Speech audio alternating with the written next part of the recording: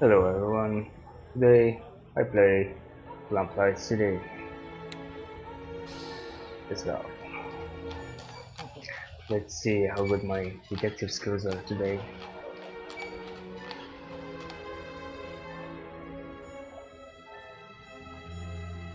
Ugh. Uh, Bill? I have no idea what this is. Alright, rough night? Rough night?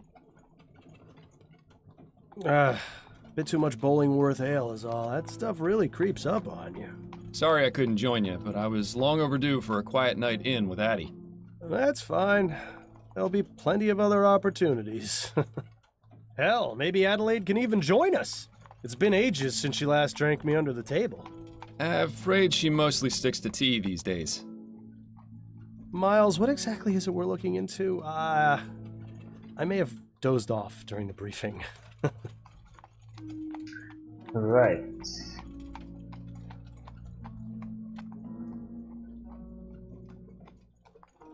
You sleep through the briefings? You sleep through the briefings? Sure, it's really not that difficult. Snelling's monotonous drone works better than Cold Tit's emulsified soporific. Very funny. Anyway, it's a burglary at the Hambrook Flower Shop. A burglary, eh? How dull. At least we'll have enough time to get a drink afterwards. You seem awfully certain of that. I am. In fact, I'd bet the devil my head that we're done within the hour. Well, the devil's gonna be disappointed that his winnings are so meager.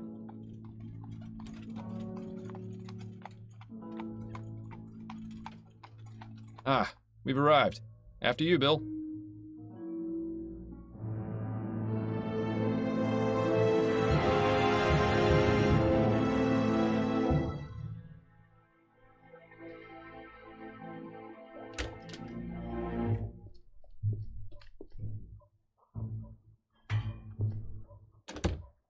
Thank you. Keep the change.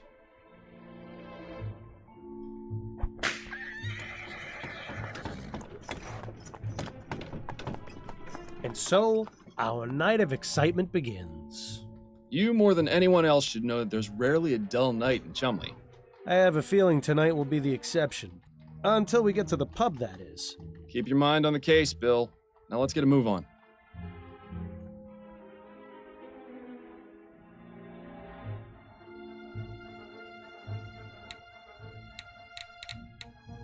Okay, ooh, I have a casebook.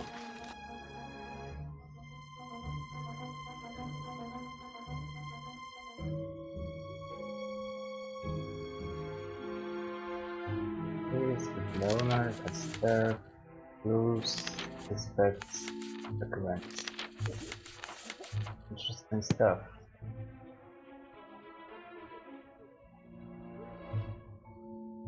I'm controlling this guy. Bill, could I have a word? What's on your mind, Fordham? Tell him about yourself. Still feeling rough, Bill? Yes, but I'll feel better once this case is finished and we can go down to the Angel for a pint or four. Hair of the dog? No better medicine. Anything else? When's the last time you took any time off? That's a good question. What year is this again? I think we've both been working a bit too much lately. Addie's been wanting to go visit her mother in Dixie. Maybe we can all go. That sounds nice, but I wouldn't want to be a third wheel on a visit to your in-laws. Unless... Would Adelaide's brother be there by any chance? You're incorrigible, Bill. Why do you care? It's one of my finer qualities. Got any opinions on the upcoming election? I'll just be glad when it's all over. Seems like the last few months have been nothing but people giving opinions and telling me what to do without a moment's peace. I know what you mean. I already saw some kids putting up Atwood posters down my street. I already drew mustaches in all the ones on my street. Handlebar? You know me too well. I always thought of Atwood as more of a Van Dyke type of man myself. I can see that. Yeah. Well, there's something to do tomorrow. Okay. You enjoying this weather? It's a nice evening for it, not too hot. Nice I find one. a bit of fresh air always helps clear out the mental cobwebs. It's just too bad the air in the chum is about as fresh as a week-old corpse. At any rate, it'll be winter before you know it.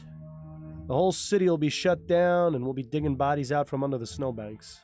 Always something to look forward to. The ferry ride over was surprisingly uneventful, don't you think? I know. It doesn't really feel like a visit to the Chum without seeing at least one fistfight. Oh well, there's always the ride back. Okay, we've milked this card enough, I guess. Burglary. A burglary at a flower shop. Not the most thrilling case we've had, is it? If I didn't know any better, I'd say Snelling's been giving us the boring cases lately on purpose. Why would he do something like that?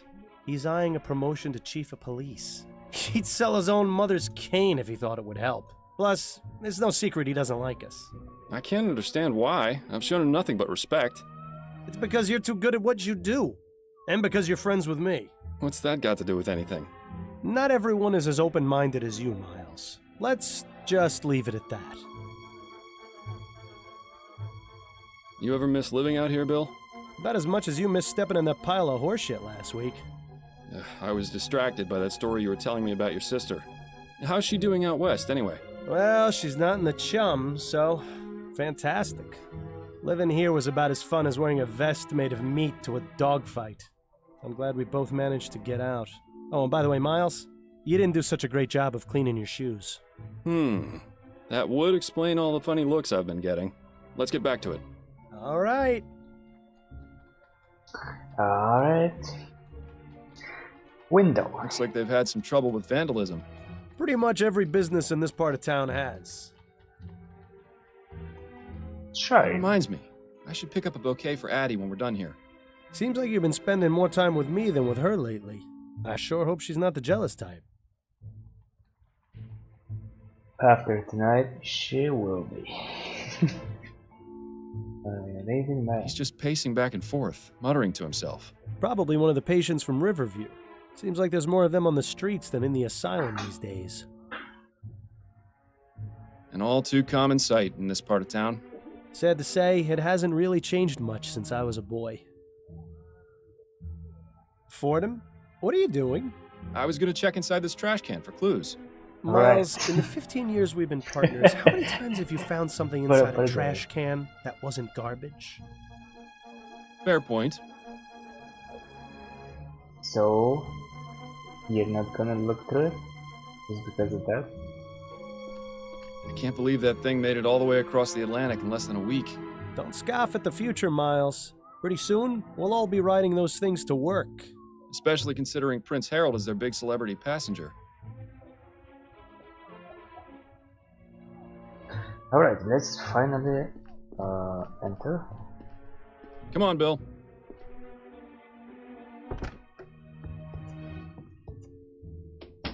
Charming little place, isn't it?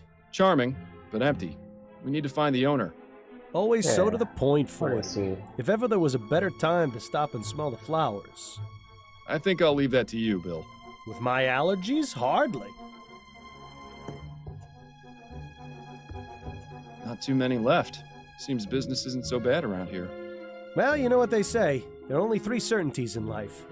Death, taxes, and people taking advantage of sales. I would say it's primarily death and taxes, but alright. Plants hanging on hooks. Nice space-saving method. I'd probably bang my head against them constantly if I had them in my apartment. These prices are pretty reasonable. The place I go in Worcester's clearly robbing me blind. If you think those are bad, don't go near the flower shops in Lyon. Okay, you were gonna get some flowers for someone, but I find a few. This is quite the selection. Come over here and take a whiff, Bill. What? Sure, Oh, if you don't mind me exactly. getting snot all over your coat. Oh, no, not the Myers case all over again. On second thought, you can just stay over there. So you're not gonna look through them? These seem to be part of the watering system for the flowers. I haven't seen old piping like this in a while. Seems like someone's reluctant to upgrade. Alright. Anybody home? Be right there. Oh, hello, gentlemen. I must say you caught me by surprise. I was preparing to close soon. May I help you find anything? The flowers in the center display are half price this week, and I have a special on chrysanthemums today. Or perhaps a custom bouquet for the special ladies in your lives? I have no need myself, but maybe Adelaide would appreciate a little something. Eh, Miles? Those peonies in the corner look nice. I'm afraid we're not here as customers tonight, ma'am. We'd like to have a word with the proprietor. Is he in? Really? I see. I'm Cecilia Handbook, You and this is take my shop. advantage of the situation? What can I do for you, gentlemen? I'm Detective Miles Fordham, and this is my partner, William Legere. We received a report of a burglary at your store. A report? From whom? I never contacted the police before, and I didn't this time, either. It was made anonymously, but are you saying this isn't the first time it's happened? Correct. It's happened 3 times. But considering the police hardly care about the daily muggings and vandalisms around here, I didn't think they would be interested in something so trivial. Well, we're here now, and we'll do all we can to help you. We'll have to see about that. If you wouldn't mind, Mrs. Handbrook, I'd like to ask you a few questions. Very well, Detective. Very well. So, who is it that sent that info to us? What about yourself? Have you been in business long? Yes, I opened this shop 30 years ago, along with my late husband, David. But the past 10 years, I've been running things on my own. Don't you feel unsafe being here by yourself so late into the night? Detective, when you've lived in this part of town as long as I have, it takes quite a lot to scare you. Really? Could you give me the details concerning the burglaries? About 3 weeks ago on Monday, I noticed that my order of Easter lilies was missing. At first, I thought nothing of it. Sometimes certain types of flowers are unavailable or arrive in poor condition. These things happen. Then 2 weeks ago on Wednesday, it happened again. But this time, I noticed something rather odd. Go on. When I opened the shop, there were 6 crowns and 10 shillings on the counter. That's exactly the cost of 2 orders of lilies. Last Friday, it happened yet again. The lilies were missing, and there was payment for 1 order on the counter. I believe that someone has been breaking into my shop after hours, taking the lilies, and leaving money behind. How unusual. Indeed.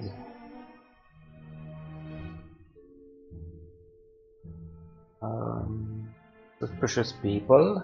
Have you noticed any suspicious characters lurking around? Detective Fordham, this is Chumley.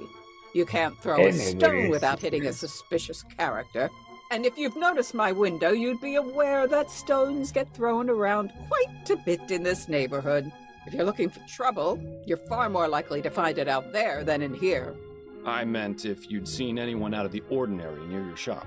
Only the 2 men from the police who entered it tonight. That is most definitely out of the ordinary. Okay, well, excuse me. Have you found any evidence of a break-in? No, the front door is always locked. My assistant Trevor and I are the only ones with the key. Are there any other points of access to the building? The upstairs windows, I suppose, but I make sure to keep them locked, and neither of them have been broken. Would you allow us to have a look upstairs? Is that really necessary? Yes. I was just about to close up the shop. It won't take but a moment. Fine, I suppose you may, but please, don't dally too long. Alright. Ding. Tell me about your assistant. You mentioned your assistant has the other shop key. What can you tell me about him? His name is Trevor Hastings, and he has been working for me for the past 10 years. Do you trust him? Implicitly. I've known him for Big ages, mistake. and he has been my full-time assistant since shortly after my husband died. You're not suggesting he had anything to do with this, are you? Not at all. I would like to speak with him, though. Where might I find him? It's Friday, so he should be on his way back from the docks right now. He'll be bringing my flower order within the hour. Good. We'll meet him here, then. If that's all right with you. I suppose I don't really have much of a choice, do I? So, this burglar has been paying for the stolen goods? That would appear to be the case, yes. I really don't think this could even be considered a crime. That's one of the reasons I didn't bother reporting it to the police. And the other reasons? Oh, I think I've already made those quite clear, Detective. I think that's all the information I need for now. All right, Detective. Okay, so I gathered a bunch of clues.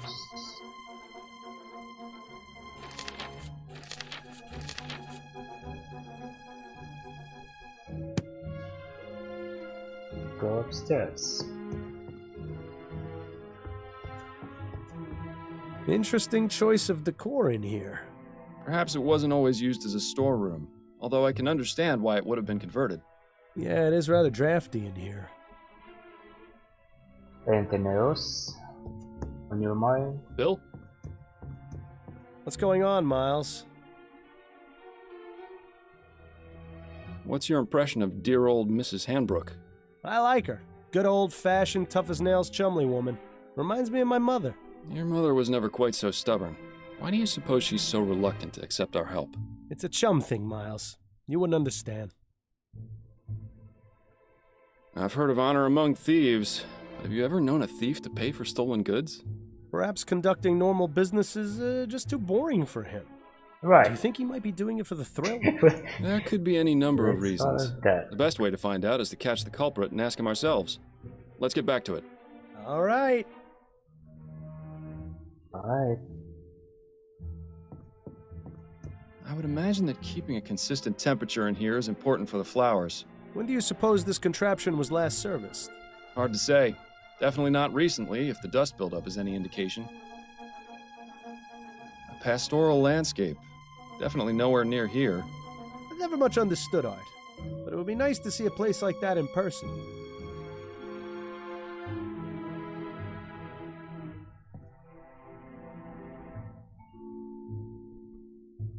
This provides a means of escape from the top floor, or access to this window from the ground. The window latch, securely locked. Interesting. There's a gap between the window and the frame here. No wonder it's so drafty in this room. I wonder. What are you thinking, Fordham? That it's time for an experiment. I'm going to need a tool, however. Something long and thin should do the trick. Shouldn't be too hard to find something like that around here. Probably. Whoa. Bunch of clues. Window gap, upstairs window. Hey.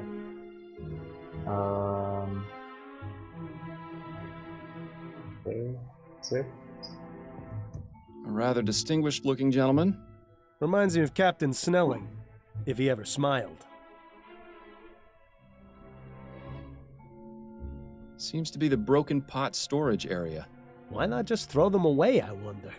It's likely they're going to be repaired. I noticed some faint cracks in some of the pots downstairs.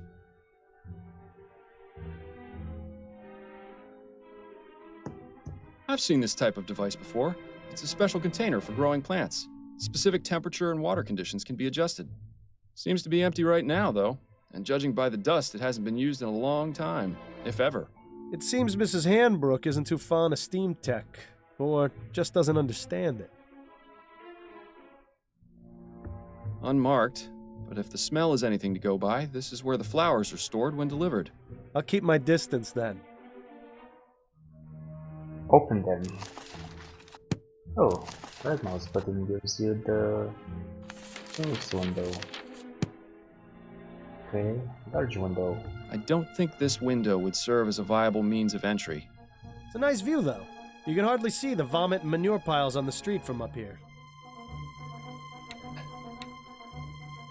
Okay, I don't see any pipes or anything around here. I would imagine that keeping a... When do you suppose... Hard to say. Let's ask her. Maybe let's put that we can so change when new interactions are available. Huh?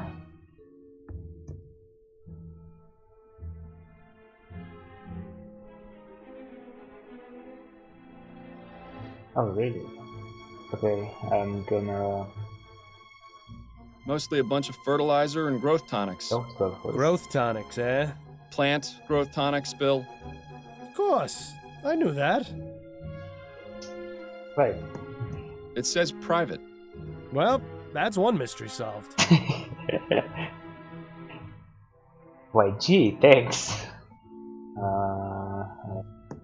I have a few more questions for you, Mrs. Hambrook. Very well, Detective. If it will help you conclude your investigation faster. Probably not. Mrs. Hambrook, were you aware that there's a gap in the frame of the small upstairs window? Is there? I only go up there to check that the window is locked. I've never noticed a gap. Are you suggesting that's how the burglar is entering the store? It's a distinct possibility, but I have yet to figure out exactly how. Well, I trust you'll come to a satisfactory conclusion, Detective. I think that's all the information I need for now. All right, Detective. Alright. Watch me obtain it. Aha! This hook is exactly what I need. Mrs. Hambrook, may I borrow this Oh, hook for a he's few gonna minutes? ask her It's for it. crucial to our investigation. Is that so? I was Yes, thinking I you would promise I'll just put it take back as soon as I'm done. Please do, Detective. Liar. Ding. Alright. Let's go up.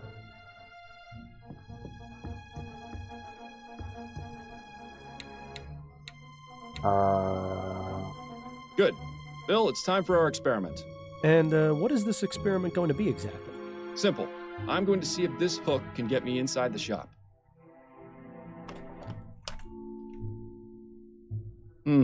Rather dark out here. Watch your step, then. This experiment of yours isn't worth a broken neck. I'll be fine. Now then, could you please close and lock the window, Bill?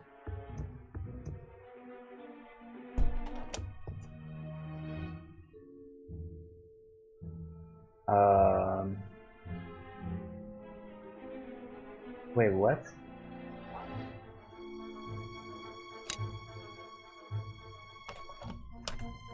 Okay. Well, I'd say this is Ta-da. fairly incontrovertible proof that the building can easily be broken into without arousing suspicion. Where'd you learn how to do that, anyway? You could say taught me, that. remember? Nah. Are you sure it was me? Positive. We were a few pints in at the Angel about 5 years ago, and you decided I should learn how to pick locks. What else have I taught you how to do while drunk? That would be telling.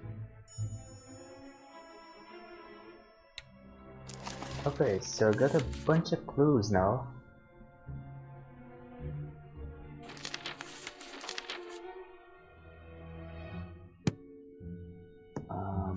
Gonna...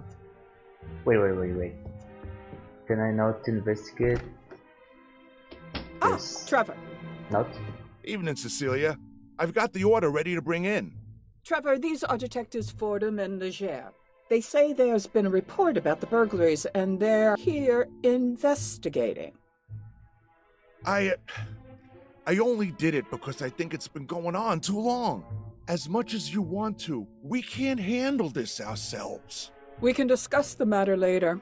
In the meantime, the detective would like a word with you. I'll be needing to bring in the flowers first, if that's all right.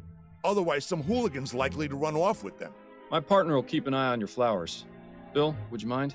Ah, the glamour of police work.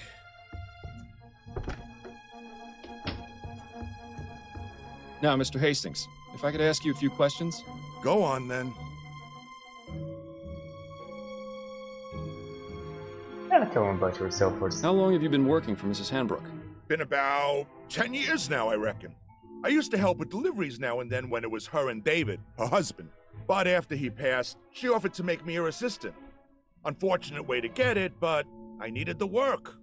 Used to be I had a job at one of the airship yards, but they let me go after I was injured by one of those newfangled steam machines. So the offer came at a good time. Besides that, Cecilia needed looking after, even though she'd never admit it. If I'm being honest, we're both getting a bit long in the tooth. Not sure how much longer we'll be keeping this up, but as long as I'm upright and breathing, I'll be bringing these crates along, even if it is murder on my back. I admire your work ethic. I've got a job to do. Not enough people these days seem to respect that. Well, you certainly aren't getting any medals for it. Burglaries. What can you tell me about the recent burglaries? I wish Cecilia had contacted you lot sooner. She's a damn fine woman. But sometimes I think she'd rather jump in a rose bush than ask for help. Had to take matters into my own hands. This needs taken care of, and we can't do it on our own, as much as Cecilia would like to. Anyhow, alls I know is someone's been making off with some flowers and leaving money behind. No idea who it could be, how they're getting in, or why they even bother paying. In my day, if you robbed a place, you did it the right way. It's a sad state of affairs I know, when even right? burglars don't do their jobs correctly. Do you have much Jeez. experience with burglary, Mr. Hastings? Now, I never said that, Detective. Have you noticed anyone or anything suspicious around here recently? Nope. Nothing but the usual roughnecks, ragamuffins, and drunkards. Like I said, it's a real mystery. Could you walk me About through the process of your deliveries? Of course, there's no great science to it. On Monday, Wednesday, and Friday afternoons, Cecilia gives me her list of flowers to pick up from the wholesalers. I head over to Gascon around sunset when they get their shipment, and I give them her order. They load up the crate, I pay for it, and then I lug it back here. How long does that take? Between moving the crate and getting it across the river on the ferry, a couple of hours. Usually the store's closed by then, so I use my key to get in and leave the crate inside for Cecilia to open in the morning. That's all there is to it. Told you it wasn't very complicated. Do you ever leave the crate unattended during that time? No, sir. Never more than a minute. I may be old, but I got good eyes. I'd see if there were anything amiss. Besides that, I check to make sure the crate is still sealed when I drop it off. I'm not about to let Cecilia down by being careless.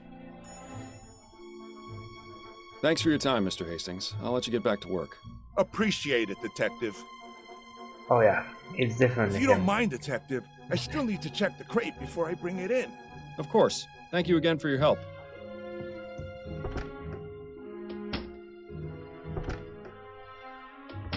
Learn anything? Possibly. I may have an idea. Ah, you're being cryptic. That's always a good sign. But if you've got a plan, let's talk about it. Yeah, let's, cause even I don't know what the plan is. Got a minute, Bill? For you, Miles, I've got 5. Any thoughts on Mrs. Hanbrook's assistant, Trevor? Yes, I feel sorry for him. Why? Why? He seems to enjoy his work. Nah, it's not that. He's obviously smitten with Mrs. Hanbrook, but she won't give him the time of day. What? You only saw him for a few moments. How in the ether did you get that impression?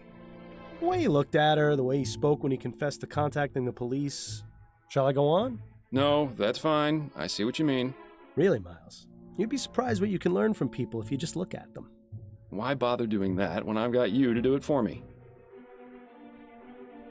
Right.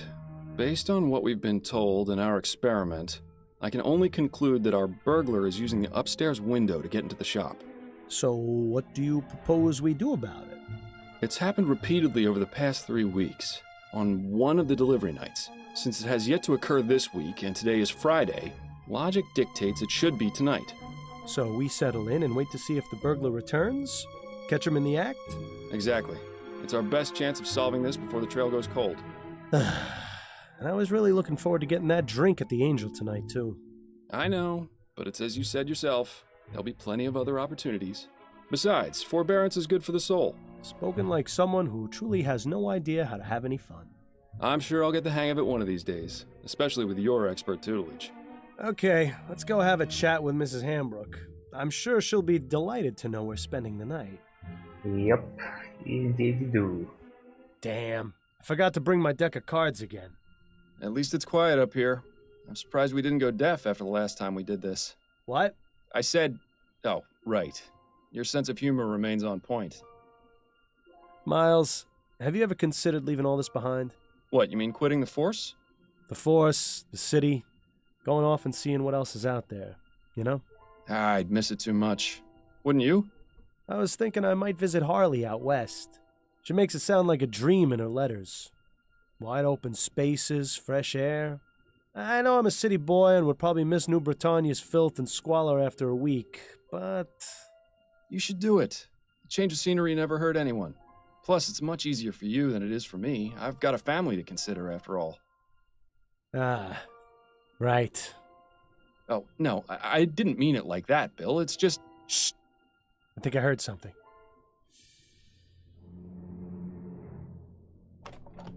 Oh, no. Bill? Stop! Police! Well, He's got up the fire escape. We can That corner was him on the smooth. roof. Stay close and keep me covered.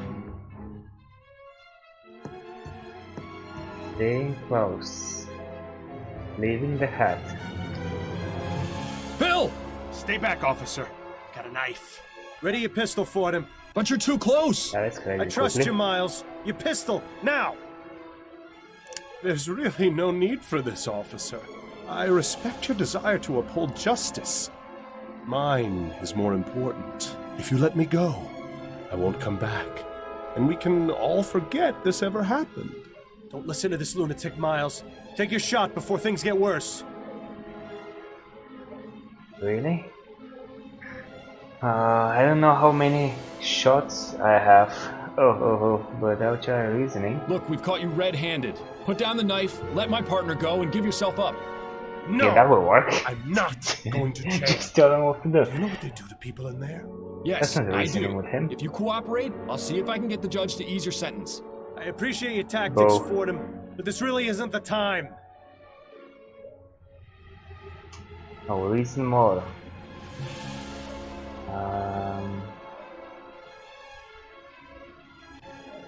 Alright, I'm curious. Let's see what happens. Come on, all you've really done is taken some flowers.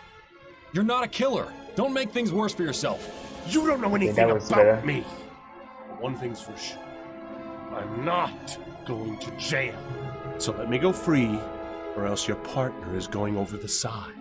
Fordham, this madman clearly can't be reasoned with. Take your shot, now! Alright. I'm taking the shot. No! Nice shooting.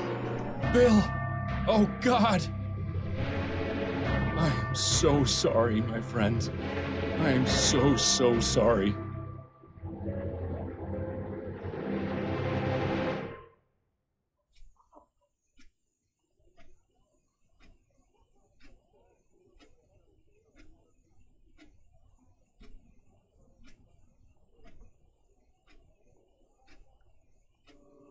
Rough night? Overdid it on the soporific. Why do I feel like I've had this conversation before? I'm just glad you're in the mood to converse again. Yes, Seriously, yeah. you took so much of that snake oil last night, I was starting to think you wanted me quiet for good.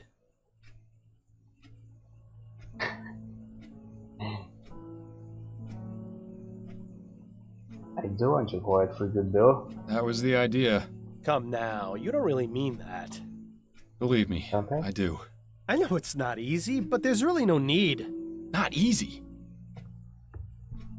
Bill, I've been hearing your voice since you died. You don't shut up unless I take that accursed medicine. I'd say that qualifies as a bit more than not easy. Yeah, well, how do you think I feel? You think I enjoy being trapped here, listening to you whine about how hard your life's become? You at least still have yours. And where is here exactly? Why can't you just leave me alone? If you're just as miserable, why don't you just go away and leave me in peace? Yep. Believe me, I wish I knew how. But the bottom fact is, you're stuck with me. So you can either keep living this way and ruin your life even more than you already have, or you can do as I've told you and try to figure out a way to let me move on.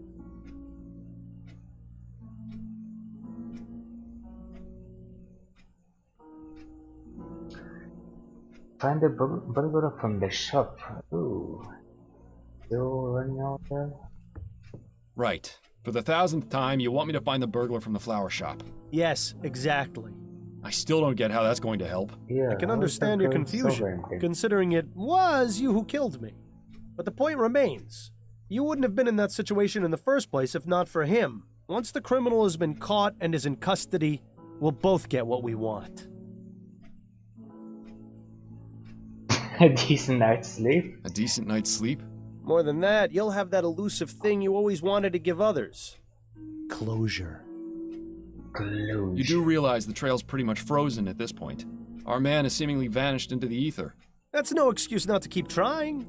I know the cases Upton's been giving you these past few months haven't been the most thrilling, but they've at least kept you active. So just keep at it. Something has to turn up eventually. Unless, of course, you want to wind up in Riverview Asylum. And if that happens, I'm really not going to keep quiet. Fine.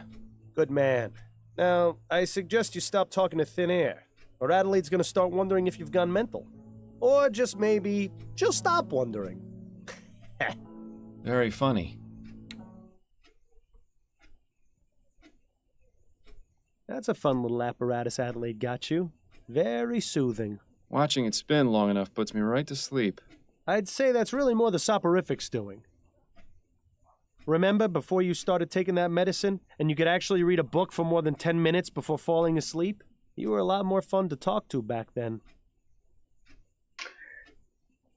Yeah, maybe. I always liked that self-portrait of Adelaide's mother, even if the eyes do always follow you around the room.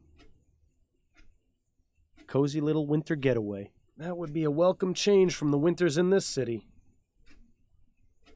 I'm certain a permanent indentation in the shape of your rear is starting to form on that thing. You should have let me be buried wearing my hat. At least it wouldn't be gathering dust like it is now. If I'd done that, it would be dust right now. Heh, fair point. And if I go to the asylum, we won't be solving your case, so you will be stuck. Pretty, just as but much I'm as glad I me. don't have a sense of smell anymore. Adelaide's last performance. She could really bring the house down. Don't worry, Miles. I don't watch when you and Adelaide are having your private time. Really? It would be nice if you didn't spend the whole time humming. I thought you appreciated some romantic music. Oh man, that's not cool.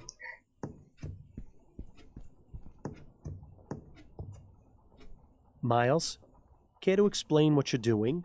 Yeah, Just checking to make sure everything that needs to be in here still is. and is it? Right. If you start taking that stuff during the day, you're really going to have problems.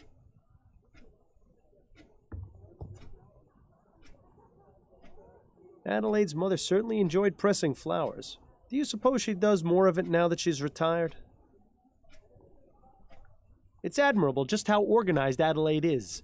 Maybe someday the same can be said about you.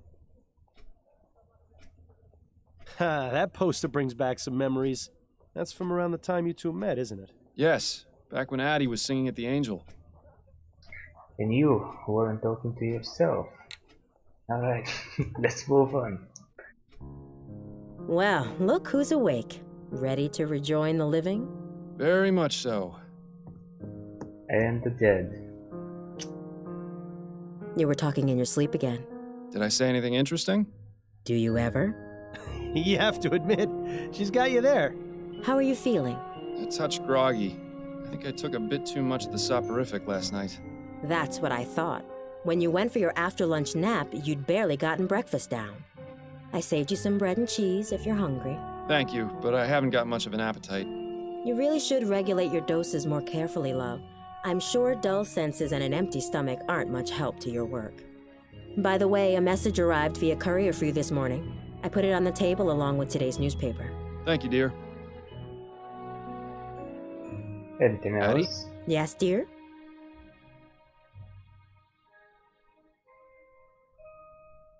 How are you? It feels as though we haven't seen much of each other these past few days. I've been fine. Addie, you're not a very good liar. What's on your mind? I'm worried about you, Miles. I know, but I've told you there's no need to worry about me. I'm all right.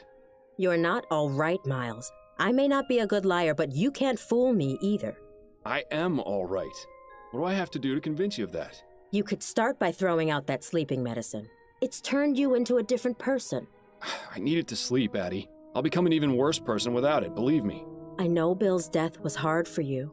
It was hard for all of us. But whatever it is that's bothering you, you know you can talk to me about it. That's what I'm here for. I know, my love. Your support means the world to me. I need some time to deal with things. That's all. It won't always be like this, I promise. Making promises you can't Liar. keep, eh, Miles? Yep. That'll end well. Work? How's work going? You have any appointments today? Yes, one this evening. It's been a bit slow lately, but pretty soon it'll be debutante ball season, and all the Gascon grand dames will need their hair done. You sure I can't convince you to let me give you a little trim? You've been looking awfully scruffy lately. What's the point? I've got no need to go peacocking around town. You're the only girl for me. I like it when you're clean cut. It brings out your eyes. The way my eyes have been looking lately, I think it's best to keep them hidden. I've still got that song you sang last week at the Rutherford stuck in my head. You were amazing. Thank you, Miles. That was a lovely evening. I always enjoy it when Joseph brings out his violin and we can relive the old days. Certainly nicer than when he spends hours telling the exact same story whenever you visit. They were very glad to see you, you know. It's probably the most fun I've had in months, to be honest. They've invited us for dinner again in a couple of weeks, if you're feeling up to it. I hope I am. What's that you're reading? It's a collection of short stories by James Penstroke. It was just published earlier this month. Any good? Oh, yes. I love his work. He's been publishing a new serial in Brentwell magazine. I can't wait to read it. Perhaps we both can together? I think you'd enjoy him. Lately, I haven't been able to concentrate on a page for more than 5 minutes without nodding off. That is a pity. I'll let you get back to your book.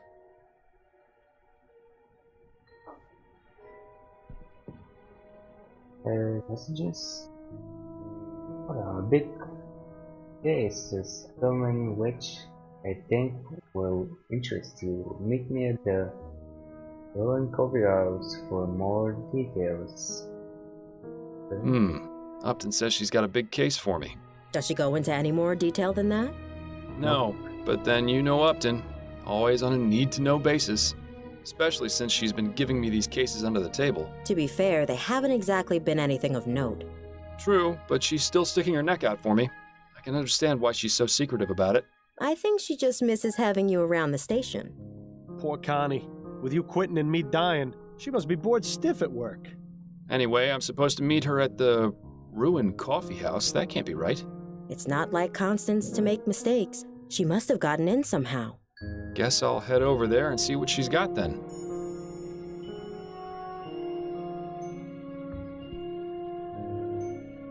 Whoa, that's a lot of stuff.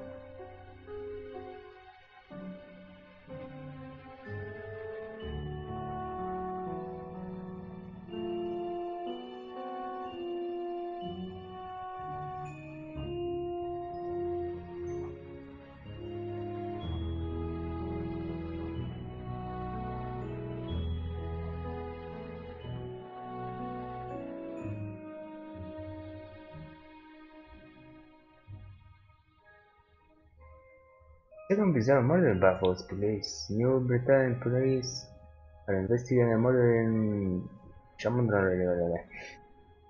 However, that was pronounced similar to one which occurred in that borough just last month.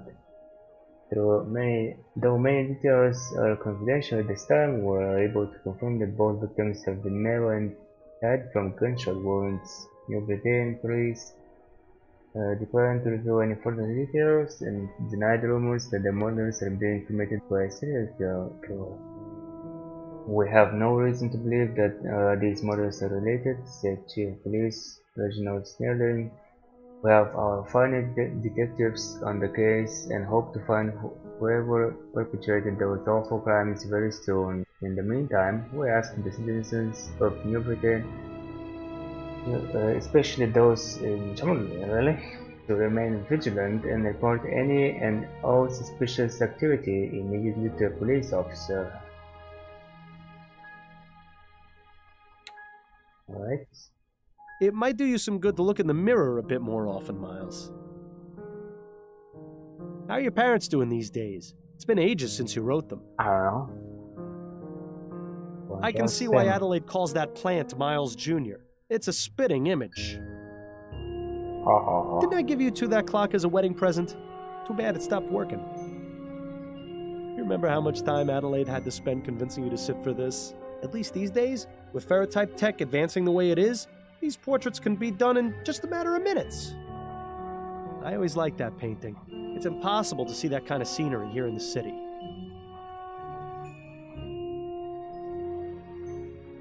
Your book collection has always astonished me. Heaven help you if you ever decide to move. Adelaide's father certainly had an amazing life. Imagine being the personal barber to the Prime Minister and his family. The gossip and secrets he must have heard. Building those model ships was a good way to pass the time between cases. Hopefully it'll be a while before you get enough time to build another one. That makes me wonder what old Mrs. Handbrook is up to these days. I'd love to see the look on Snelling's face if he ever found out you kept your old truncheon. Bollingworth Ale, my favorite! And a nice souvenir from the Angel. You really ought to go back there someday. Ah, the Havisham case. Our first time out as partners. First in a long line of successful cases. It's nice to have a memory of the good old days. It's been so long since you used that desk. Did you even notice when Adelaide got rid of the chair? Probably not. I'm heading out for now. Take care of yourself out there.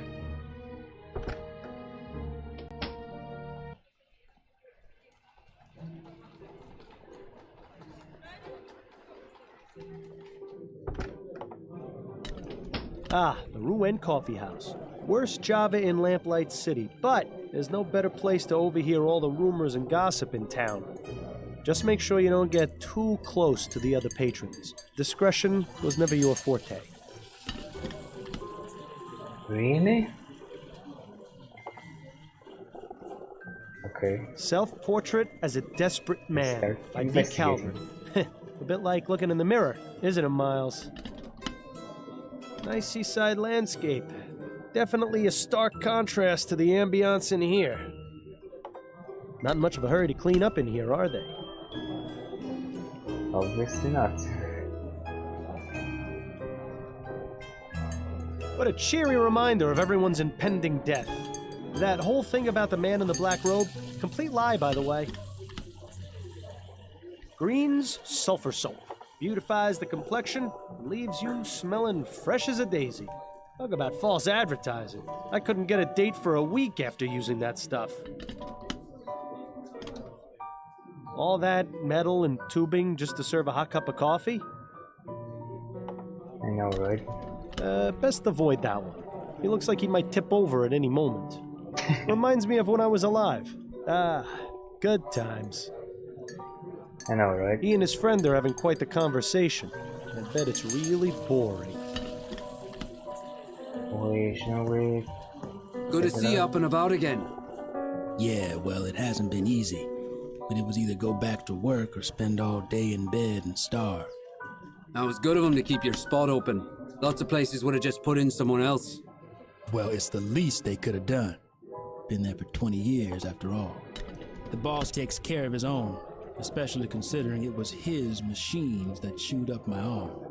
That's nice to hear. More bosses should be like that. Hard to believe it's already been 3 months since the big crash.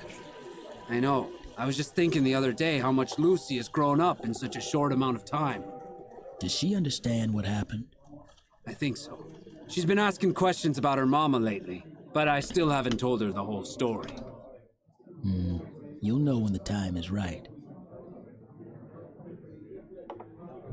So what do you think will happen if this ethericity stuff turns out to be real? Honestly, nothing. The rich will stay rich, and the poor will stay poor. That's a That pretty was dark way actually in of the seeing it. newspaper. Maybe I They're should saying have read it, it'll huh? improve everyone's lives. They'd say that about eating rat poison if they thought it meant earning an extra crown. Well, I prefer to think positive. Who knows? Maybe someday I'll have my hand back. If you believe that, then I got a bridge in the chum to sell you. Alright. Anything What else? is some... I have something for that. So, Nice. Okay.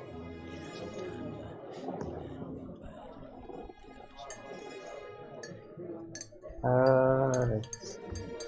So you plan on going to the Lygia Vigil tonight? Nah. I heard Harris is going to be giving a speech. There's no way I could look that man in the face. You know it's not his fault, right? I think he's getting an unfair reputation. If he cared enough to make sure the airship was safe, it never would have crashed.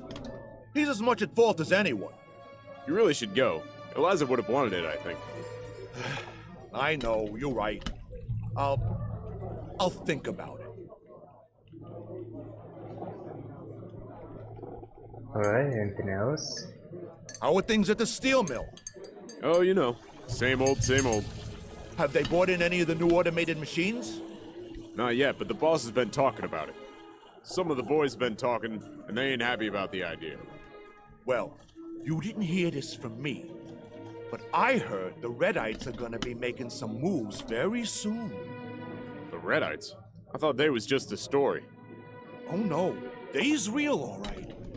But this ain't the place to be talking about them. Forget I said anything.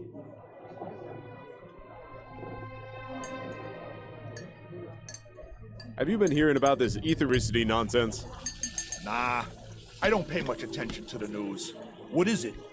Oh, it's some stuff found in the sky. It's supposed to be better than electricity. It's supposed to be able to heal people and has all sorts of other miracle powers. Sounds like a bunch of hokum to me. Yeah, the scientist who claims to have discovered it's a real crackpot. But the funny part is, there's a bunch of rich folks willing to pay for his experiments. They think it's the future. Well then, maybe the scientist ain't so much a crackpot as a very smart businessman. I sure wish I had the imagination to come up with something like that. Alright. Asleep at a coffee house. One of life's little ironies. A young woman holding a guitar. Completely the wrong way, I might add. She's running back and forth at lightning speed. Clearly, she dips into the coffee supply. Yeah. Seems like they have a little something for everyone in here. The specialty house brews. These are definitely not coffee. Alright, Upton. If it isn't my old friend, up to no good. Hello, Fordham. It's good to see you. How did you get them to let you in here? It's rather simple, really. The owner and I have an understanding. He pretends women are allowed in coffee houses, and I don't report his unsavory business practices to Chief Snelling. Sounds like a good deal. What sort of unsavory business practices are we talking about? Oh, we haven't got time to get into that now. But take some advice. Don't order anything that isn't water. Okay.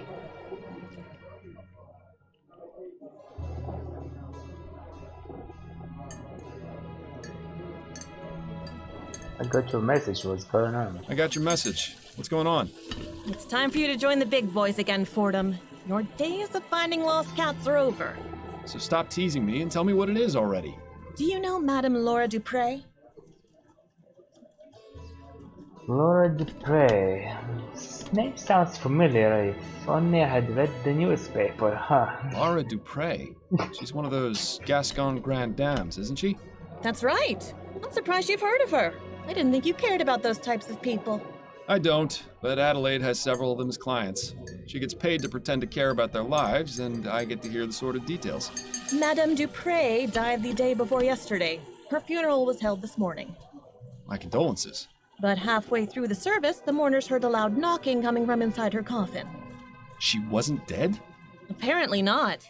Nearly interred alive, although her doctor swears she had no pulse.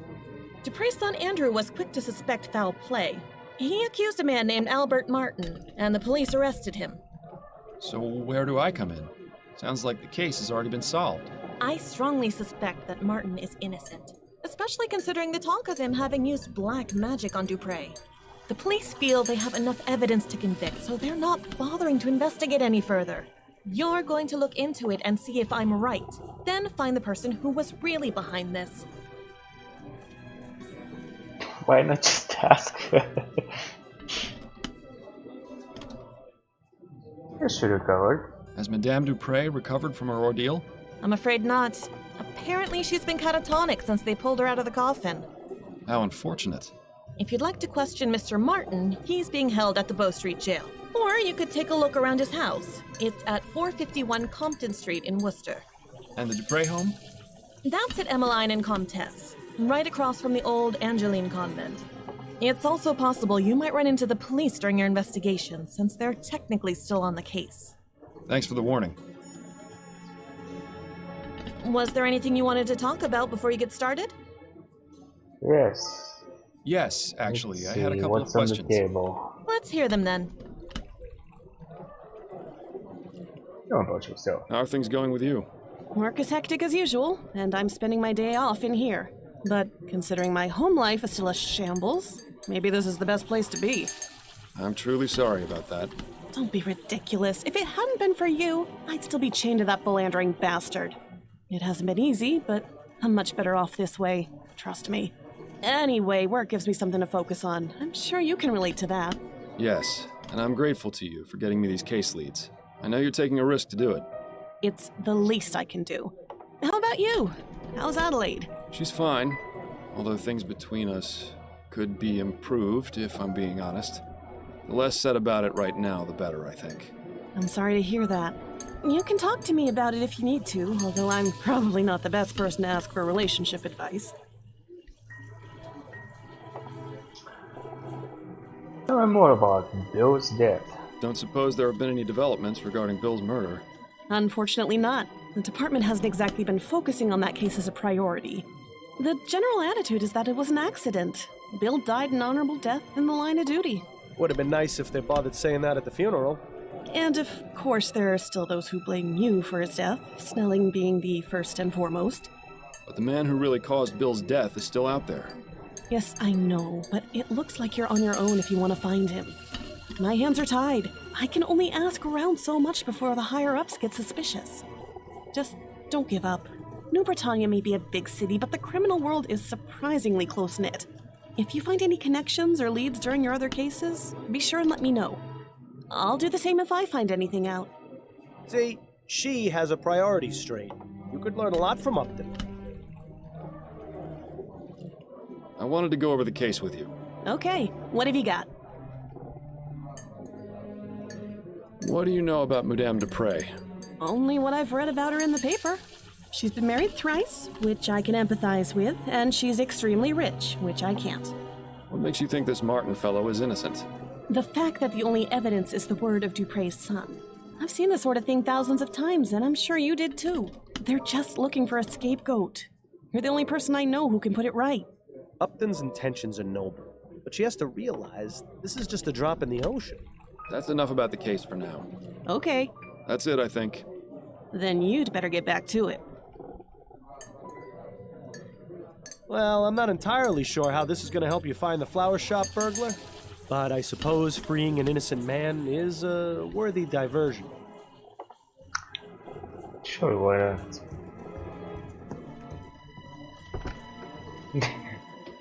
There has to be a filler in the game. Holy moly. Can I go home and rest? Hello, dearest. I have returned. It's always nice to see you walk through that door. So what's this big case Upton's got you on? Another missing pet? If only. A Gascon Grand Dame was attacked and almost interred alive. You mean Madame Dupre? The one whose obituary was in the paper? The very same. Goodness, that does sound serious. Tell me if there's anything I can do to help. I know you haven't been feeling your best lately. You're always a help to me, Addie. Though I assure you I have this well in hand. I certainly hope so. Do you? Let's talk. Addie? Yes, dear? Do you know anything about Madame Dupre? I've read that the Dupres are one of the few wealthy families that exclusively employ real people to serve. Rather commendable, don't you think? Oh, so Yes. the other people are Makes it imaginary? even more baffling why she was attacked. Have you heard any gossip from your clients? Anything about who might have wanted to harm her? Nothing. She's held in the highest regard by the other Grand Dames. If she had Kinda actually died, backwards. I'd have expected them to petition her canonization. I'll let you get back to your book. I mean, her getting something from her clients. Anyway, isn't her task, I guess? Remembering the HMS Ligeia This Tuesday marks the 3-month anniversary of the tragic crash of HMS Nigeria. The Nigeria was preparing to make its second transatlantic voyage when disaster struck. The airship burst into flames shortly after departing from England, crashing into Foster Park.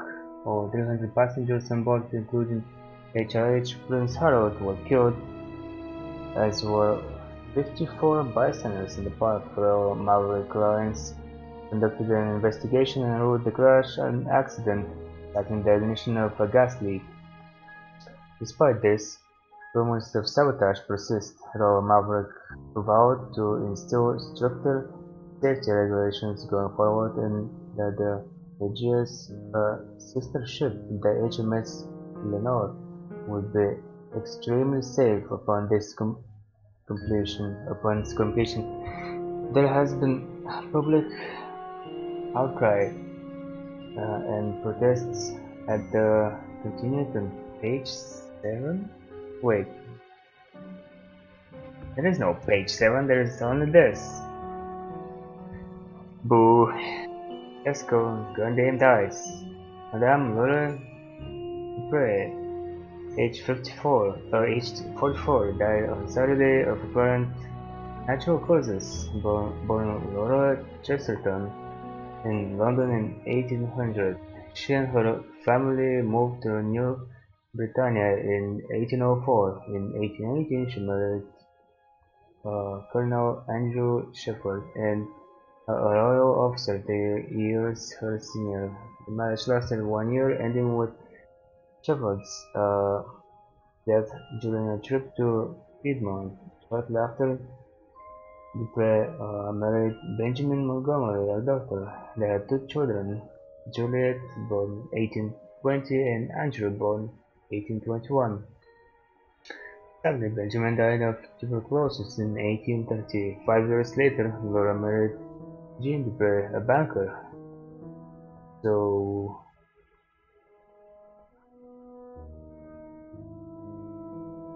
what was her first husband? A colonel, then a doctor, and now a banker. Dupre was known throughout the community as a great humanitarian for her policy of exclusively employing humans rather than using automated service machines in her manner. General services to be held. Okay, and ethericity, it's real and it's coming, says scientists. The existence of ethericity, a substance said to process both energetic and restorative to possess both energetic and restorative properties, was first put forth 3 years ago by Dr. Bernard Clark. His presentation at the annual Vespuccia Science Conference at the University of New Britannia was extremely divisive. Dr. Clark claims that ethericity exists in small amounts on Earth, but is mainly located in the celestial region commonly referred to as the ether. Imagine electricity, but hundreds of times more powerful. In addition to powering our lights and machines, it can also significantly reduce the effects of aging and heal the sick. Sky will no longer be the limit, he described. Dr. Clark has yet to secure significant funding for his experiments, as his harshest critics have dismissed him as a crackpot. However, there are those who believe that blah blah blah. Alright. Have a lovely day, Addie. I wish you'd let me fix your hair before you go out like that. It'll be fine. Maybe one day. Okay, so I don't remember all these locations. I mean, what they refer to. Let's start. Compton Street. We're not too far from Restaurant Row. When's the last time you ate, anyway? Please, let's not add eating to the list of things to nag me about. One of Atwood's re-election posters, sorely lacking a mustache. Go on, Miles. fix this grievous injustice. Not now, Bill. There are more important things to worry about. Spoil sport. Spoil I'm glad the sport. Coulson still uses horses. I don't trust the new self-driving cabs. I'm glad the Coulson... Considering how many eating establishments are in this neighborhood, the butcher picked a fantastic spot to set up shop. I do notice a distinct lack of stray cats in this neighborhood, though. Nice one. Bonbon's restaurant. Wouldn't be Never got a chance surprised to go though. there, but I hear their deviled eggs are simply to die for. Deviled eggs, huh? Alright, so who was this?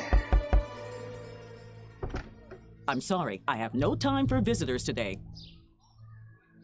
I need to speak with you about Albert Martin. I need to speak with you about Albert Martin. Albert? Are you with the police? No, I'm a private investigator. Oh, I don't think you can help. I'm sorry. Sorry to bother you. I'll be on my way. Good day to you, sir. Wait, what?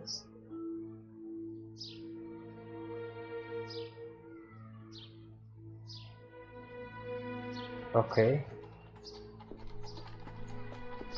Next spot then. Fordham? Is that you? You look like something a cat spat up. Hello, Giles. It's lovely to see you too. Giles? What brings you round the jail? I thought you'd quit being a detective. I'm looking to speak with Mr. Albert Martin. Oh, I see. Well, that's him in the first cell there. I'd say what needs saying as quick as you can, though. He's Well, headed for the something. gallows in the morning. What? Yes, and Already? was- But what about a trial? No trial necessary when there's black magic involved. This little half-breed's already sealed his fate. Such a charming fellow, isn't he? Yes, she is. He's watching you like a hawk. Looks liable to toss you in one of his cells if you try any funny business. I bet that's a direct line to the police department. You should make a rude noise into it when Giles isn't paying attention. Oh, I guess that's solution to a puzzle, maybe? Either crime is low, or the police aren't doing their jobs very well. Not much of a view. But then it's not as though people in here are meant to have many luxuries. How about the gatekeeper? Mr. Martin? Who are you? My lawyer? No, I'm actually here to help you. The name's Miles Fordham. I'm a private investigator. How are you going to help me? I'm looking into the attack on I Madame don't know Dupre. yet. I believe you're innocent. Oh, thank heaven. That's music to my ears. Would you mind answering a few questions for me? Friend, if it means saving me from the noose, I'll tell you nothing less than God's truth. Interesting choice of phrase for someone accused of using black magic. Indeed. Do about yourself. How did you end up in here? I was just minding my own business at home when the police showed up with no warning. They made some outrageous claims about me putting some sort of curse on Madame Dupre. The next thing I knew, I was here. Oh, Mama must be beside herself with worry. I just hope she's all right. Mother. What does your mother do, Mr. Martin? She helps people. I was hoping you'd Oh, be exactly. just a bit more specific. She provides spiritual help to those who seek guidance. She's a spiritualist. There's black Not magic. quite. She's more like... how can I explain it? You know how a priest holds mass to spread the word of God to the Black people? magician. My mother holds services and calls on the spirits to walk among us, providing healing and guidance. So she's a religious leader? If you want to give her that title, it would be the most appropriate.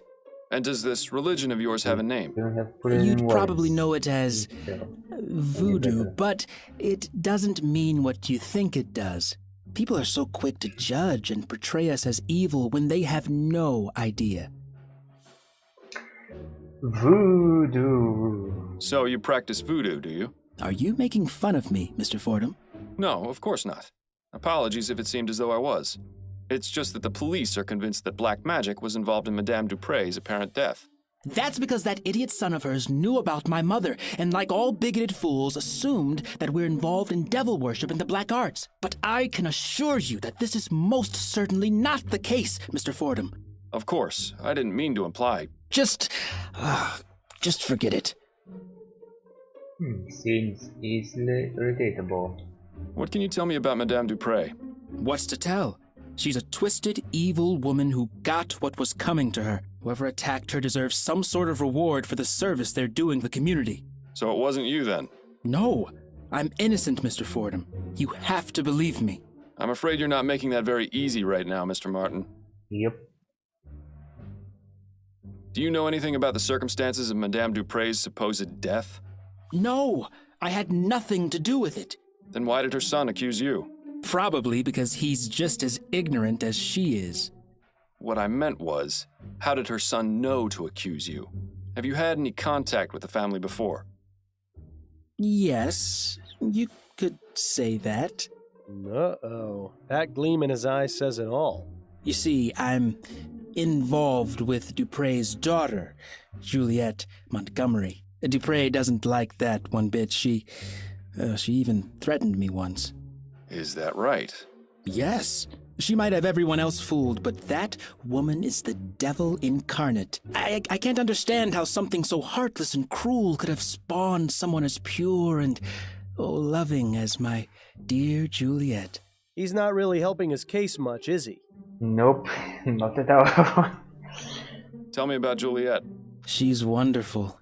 Such a beautiful, kind soul. She hasn't come to see me yet, but I'm sure that's because of all the confusion in the last few days. Juliet wouldn't believe for a second that I would be capable of harming her mother. I'm sure of it. How did you two get involved? We met at the university. Your classmates? Hardly. They wouldn't allow someone like me to enroll there. Juliet studies botany. I work as an assistant in the greenhouse.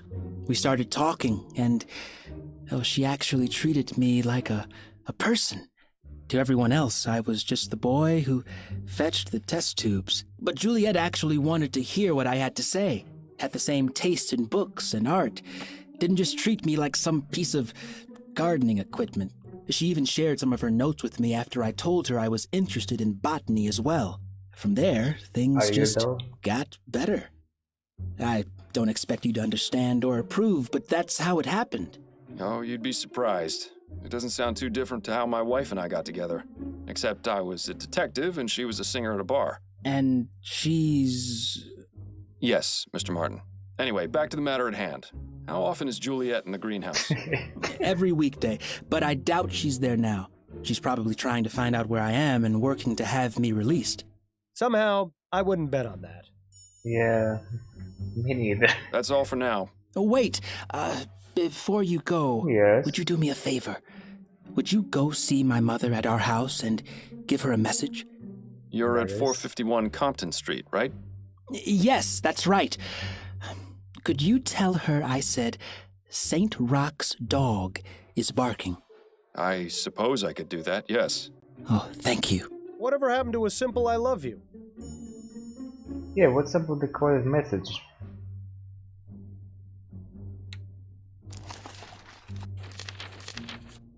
Run, please.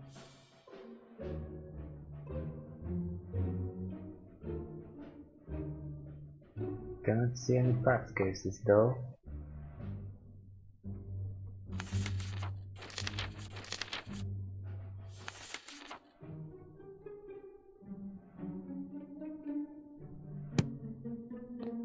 He's watching you like a hawk. Okay, there's no talking to him anymore, I guess.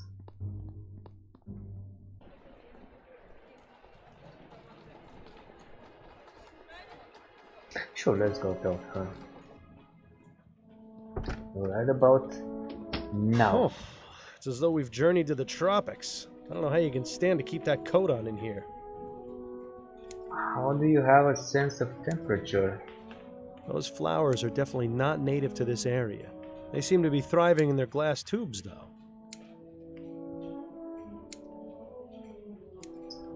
Those flowers are definitely not native. Quite the assortment of plants they keep in here. I wonder if they serve any purpose or are just meant to look pretty. I wonder, do they have any lilies, for I've never seen a example? flower grow that big. What do you suppose they're feeding them? I don't know. Cats? Judging from that pipe, that contraption must be used to keep the plants hydrated. But it looks like a giant earwax remover to me.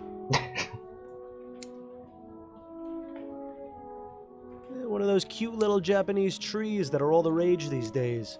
Personally, I don't see how giving a tree a haircut is meant to be relaxing. Pardon the disturbance, but are you Juliet Montgomery? I am. And you are?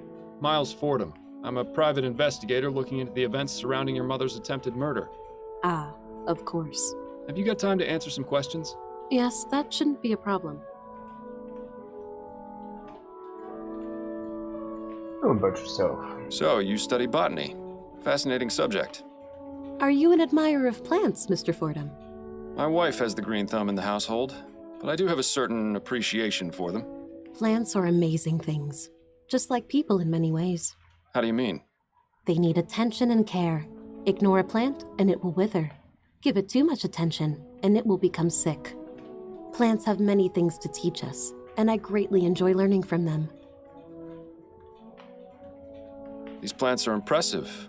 Are they yours? Yes, I've developed a method to make them extra healthy and strong. They're larger than anything I've ever seen. How do you do it? Ah, but I can't reveal my secrets, Mr. Fordham. The world will hear about my discoveries soon enough. Incidentally, do you know anything about Easter lilies? No, I don't keep or grow those here. Okay, tell me about Albert. What can you tell me about Albert Martin? I'm not quite sure where to begin. Why not How start about by the telling me beginning? what your relationship with him was? We met here at the greenhouse. He was working as an assistant, sweeping and cleaning and fetching things for the students. My focus was on academics, naturally. I wasn't too interested in romance. In fact, I've had to turn away nearly every single one of my classmates. But with Albert, I found myself intrigued. I noticed him stealing glances, lingering just a bit too long after bringing over a book or flask, sweeping the same patch of floor near me over and over again. It wasn't too long before I had him bringing me tools and equipment, regularly. I see. Mother was an absolute terror when she found out. Do you believe Mr. Martin did what he stands accused of? I'm not entirely sure. It doesn't seem like him, but Albert can be quite passionate. If the police believe he's to blame, then they must have a reason for it. It wasn't any secret that he hated Mother. Perhaps I should have ended things sooner. It was satisfying to know that Mother was displeased, but I never imagined it would lead to something like this. Well, it's nice to see she's all heart.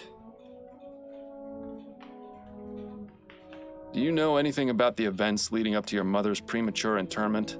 No, it was a complete shock. Mother seemed to be perfectly healthy and full of life. Then, without warning, she was dead. Or so we thought. I take it you were glad to be wrong?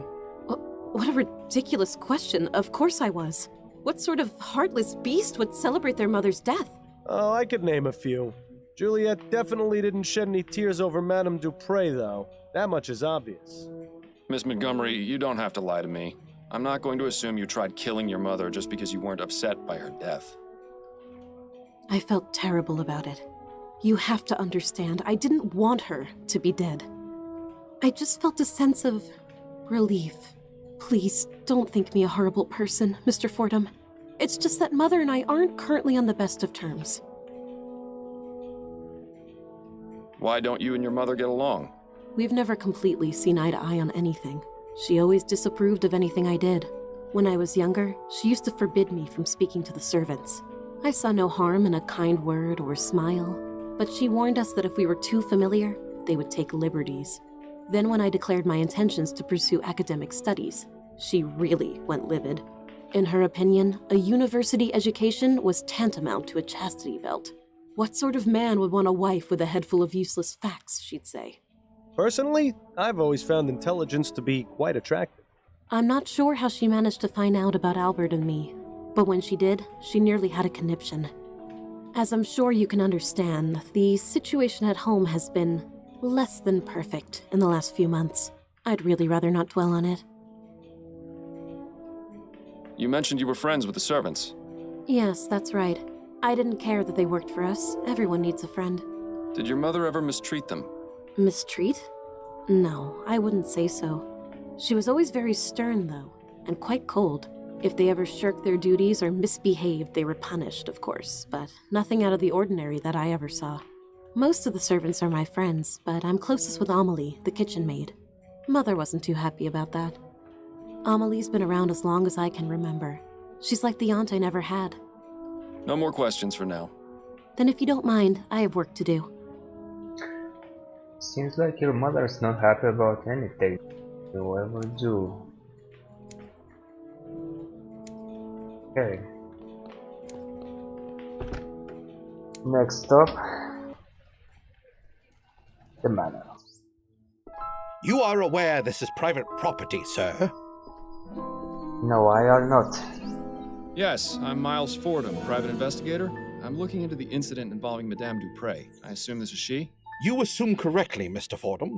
My apologies, but I thought the police had already made an arrest. That's right, but there's still some doubt as to the man's guilt. May I ask your name, sir? I am Dr. Fellows, Madame Dupre's private physician.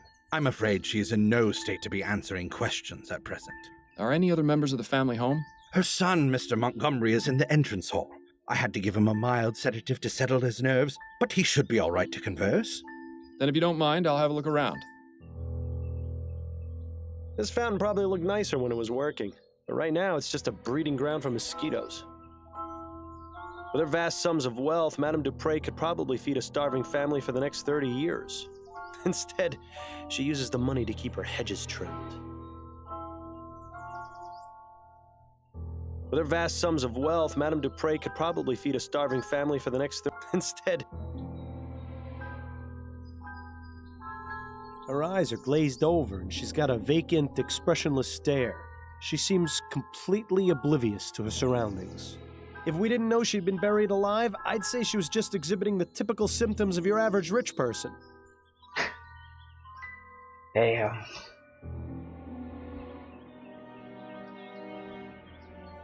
Doctor, may I ask you a few questions? Please, be my guest. How long have you been Madame Dupre's private physician? 5 years, and I've been practicing medicine for the past 30. I still spend a couple of days a week treating patients at Riverview Asylum. Oh, good. Maybe if you're lucky, he could be your doctor someday.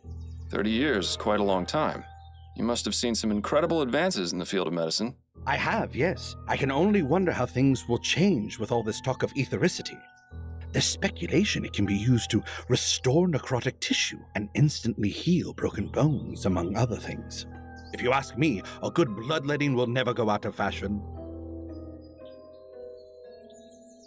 Tell me about Madame Dupre. She is a great woman and a pillar of the community. I cannot imagine why something like this could happen to her, or how someone could be capable of such a barbaric feat. Though this ordeal has been terrible, I am confident she will overcome. The power of her physical constitution is surpassed only by her strength of character. You think he'd say the same things if he wasn't on her payroll? I highly doubt it.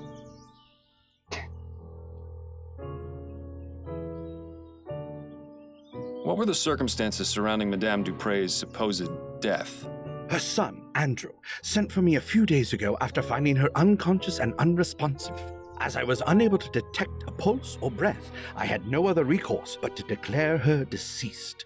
I judged that Madame Dupre had likely suffered a sudden cardiac arrest. It was most shocking to be proven wrong at a funeral. I can imagine. Where was the funeral held, by the way? St. Denis Cemetery. Madame Dupre wished to be interred in the tomb of her father's family, name of Chesterton. Perhaps I'll go have a look. What for? Did you examine Madame Dupre after she reanimated? Of course. Physically, she appeared to be in fine health aside from minor dehydration. I found no marks or bruising on her body. Mentally is a different story, however. She's remained in an unresponsive state ever since. Do you have any opinions on what caused Madame Dupre to appear dead? The most likely cause I can imagine is some sort of poison or toxin. What leads you to believe Madame Dupre was poisoned? The symptoms she experienced were consistent with prior cases of poisoning I've studied. And didn't the young man arrested have ties to some kind of black magic cult? There have been reported cases of these practitioners using poisons to make people appear dead, then commanding them to do their bidding. I recall reading about a man in the West Indies who was given tetrodotoxin, that's the toxic secretion from a pufferfish, declared dead and buried. He appeared alive in his village some 20 years later. Doesn't that seem a bit far-fetched to you, Doctor? Facts are facts, Mr. Fordham. Surely someone in your line of work can appreciate that. Those are all the questions I've got for now. I hope I answered them adequately.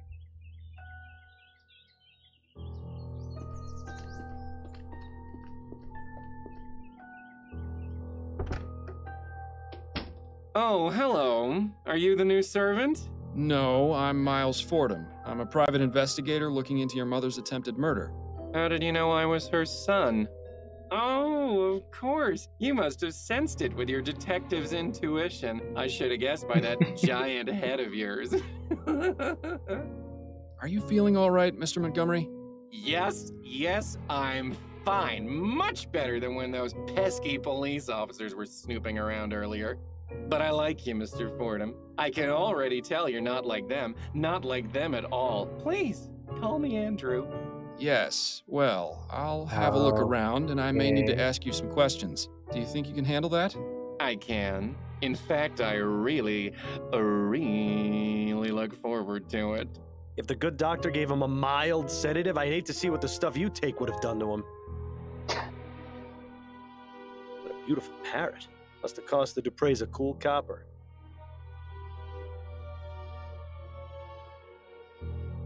Do you suppose that's for the bird? Or perhaps so the Duprey family members can get a good look at themselves on the way out of the house? Duprey looks like she's holding on to that poor bastard for dear life. Wouldn't be surprised. Kitchen first. I can also talk to the cook as well. Certainly no shortage of bowls or food preparation items around here. Some kind of water dispensing device, maybe? I was never very good at finding my way around the kitchen. Yeah, it looks like gumbo's on the menu tonight. I wonder how it compares with Upton's special recipe. It's times like these make me wish I could still eat. Judging by the amount of food this family probably eats, washing the dishes must take forever. Looks like the type of spices you'd use in a stew, most likely paprika or turmeric. Nice variety of reds and oranges. Pardon me, miss. What? Who are you? I'm Miles Fordham. I'm investigating the attempted murder of Madame Duprey. Oh, I'm sorry, sir, but I'm very busy. I can't help you.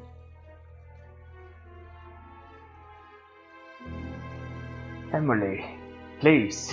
Amelie, please. I need to know what you know about Madame Duprey. What? How did you know my name?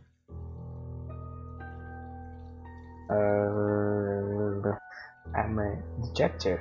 It's what I do. I'm a detective. It's what I do. Is that right? Well, I don't like people spying on me. I'm sorry, but I don't talk to people I can't trust. Well, so much for that. Indeed. Should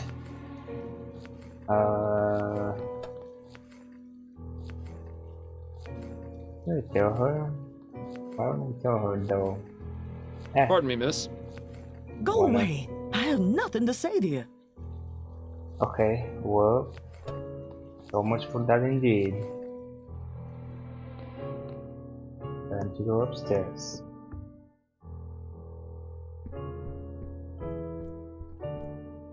A horrible little porcelain figurine. Madame Duprey didn't strike me as the type to play with dolls. This is always my favorite part of detective work. Nothing inside but a bunch of extra doilies.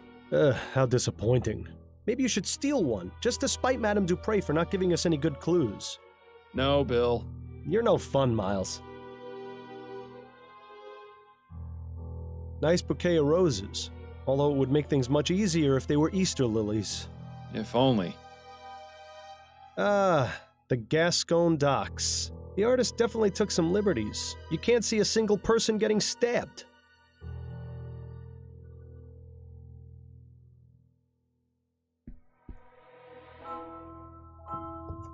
Goodness, someone went overboard with the flowers. This brings back some memories, doesn't it? Ones I'd rather forget.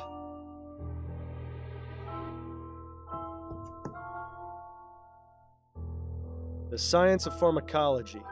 I'm sure it's riveting stuff. These should be useful. I can only wonder what sort of potions Andrew concocts in this Let's thing. pick up a bunch of random objects. Dr. Tennyson's vigor pills. These would make a sloth act like a hummingbird. A gentle reminder that everyone's time is slowly running out. Decadent. I can only wonder what sort of potions Andrew... Is this really the best that medical science has to offer? What in the ether is that thing supposed to be? Actually, I'd rather not know.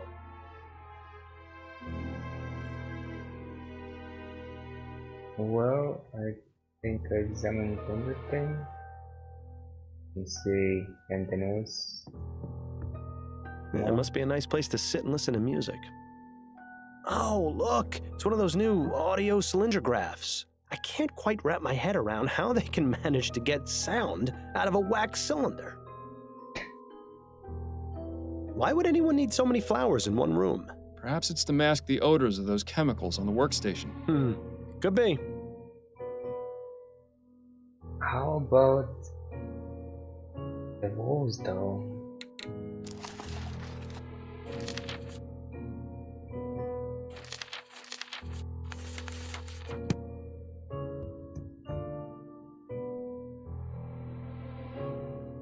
What?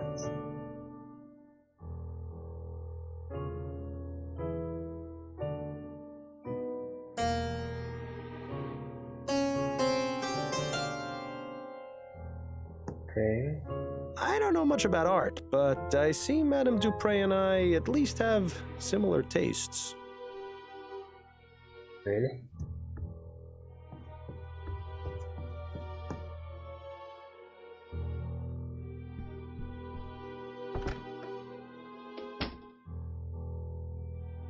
I've never seen so many beauty products together in one place. Doesn't look like they get used much, though. Juliet really likes plants and flowers, doesn't she? How do you know that's Juliet's room? I didn't see no sign. Locked. I suppose I shouldn't be surprised.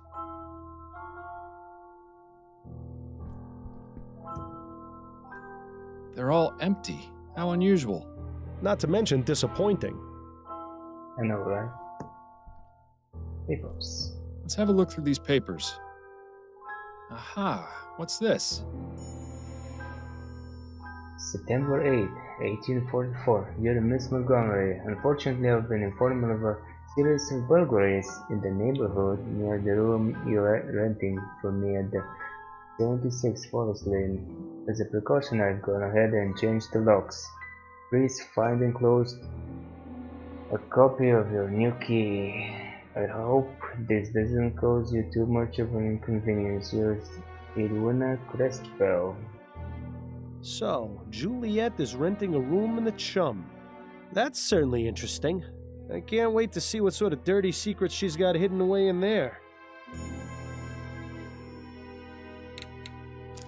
Can I view? Oh, I can look at the map. Why? I can probably jump to different locations right here.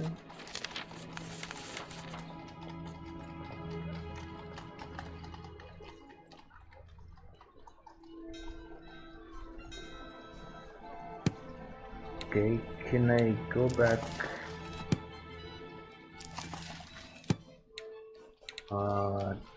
to myself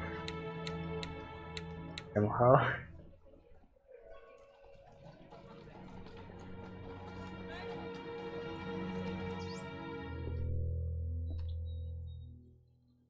I guess I can simply skip ahead.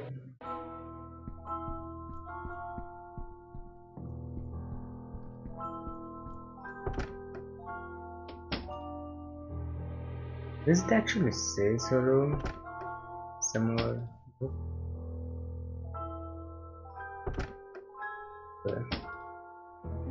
Maybe Nice little something cottage. here. Looks like it would make a nice cozy spot to retire. If I hadn't already retired from life, that is. Well, someone's fancy. I never liked these types of beds much. They feel too claustrophobic. I always thought they had a certain appeal myself. Yes, you would think that about a bed that lets you shut out the rest of the world.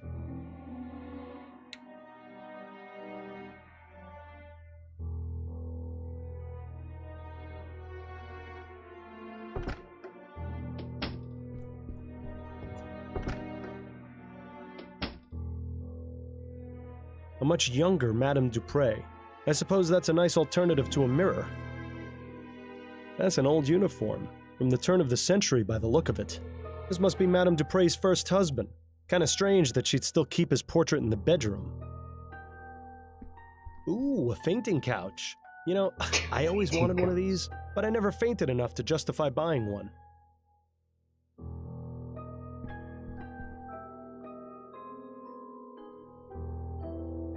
One of those melodramatic romances.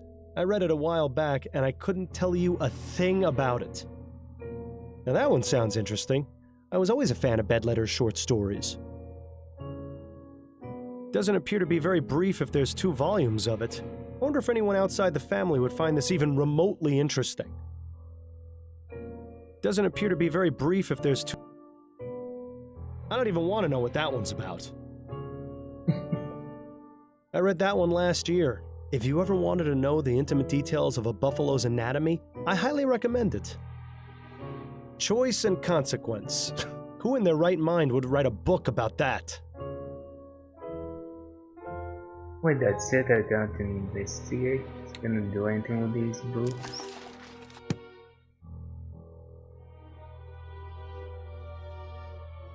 Maybe not yet. It would appear that Madame Dupre was taking music lessons. Her current predicament has probably put an end to that venture, though.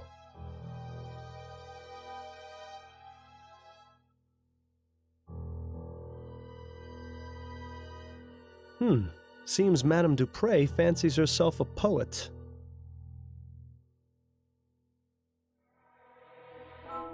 Intrigue. Oh Morpheus, caress my cheek. Bring forth the soothing visions. Give me strength when I am weak. Allow me simple visions. In your domain I am as a queen, controlling all I see and hear. I have traveled places I have never been, and know not the meaning of fear. Lauren Dupre. The door of spirits, radiant veil, a glowing angel in the sparkling sky. Its gentle cruise, unlike the wail of the cursed crow that will not die. Protect the door from grim defeat.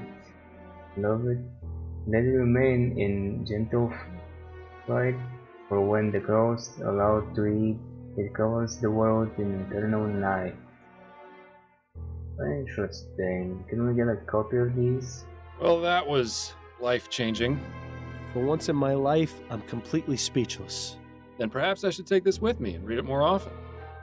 Or you can take it with yourself. No? Okay. Let's see if there's anything in these drawers. Damn, nothing but personal effects and more stationery. Don't forget the first rule of detective work. If there's nothing useful inside, check underneath and between. Ah, yes, of course. Thanks for the reminder. Okay, but how? Now this is intriguing. And that is, I'm not going to warn you again, you disgusting mulatto pig. Stay away from my daughter and my house, or I'll what? I cannot make out this one. Oh, I'll kill you. I'll kill you myself, something something. Okay.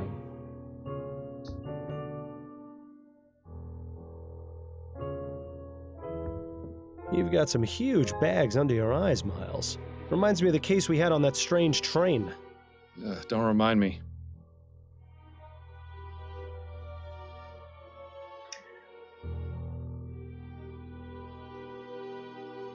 Oh, dear God, no. Please, let's not expose ourselves to that drivel again. Okay, so I guess it's irrelevant. How about this though?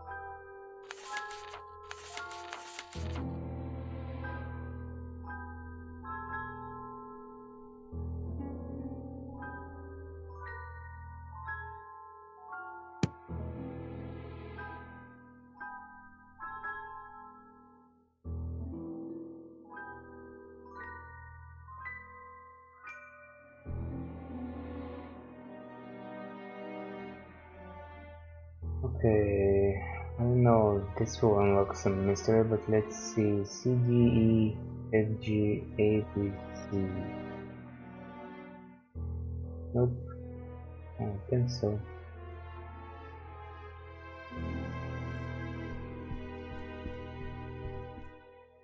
I'll try it anyway though.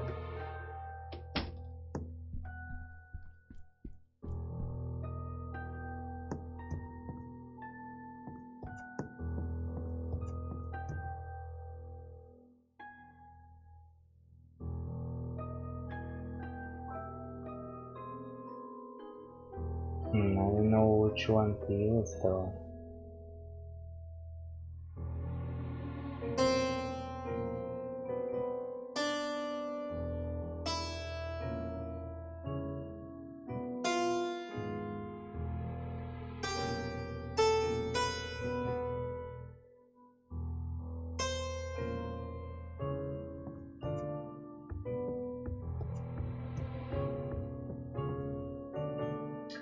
Also, I feel like this will open. Locked. I suppose.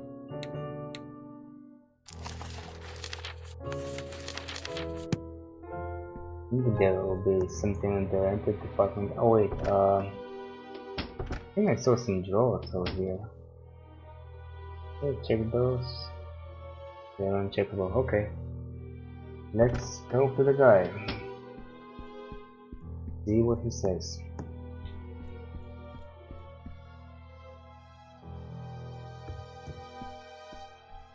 I have some questions for you. Oh, goody.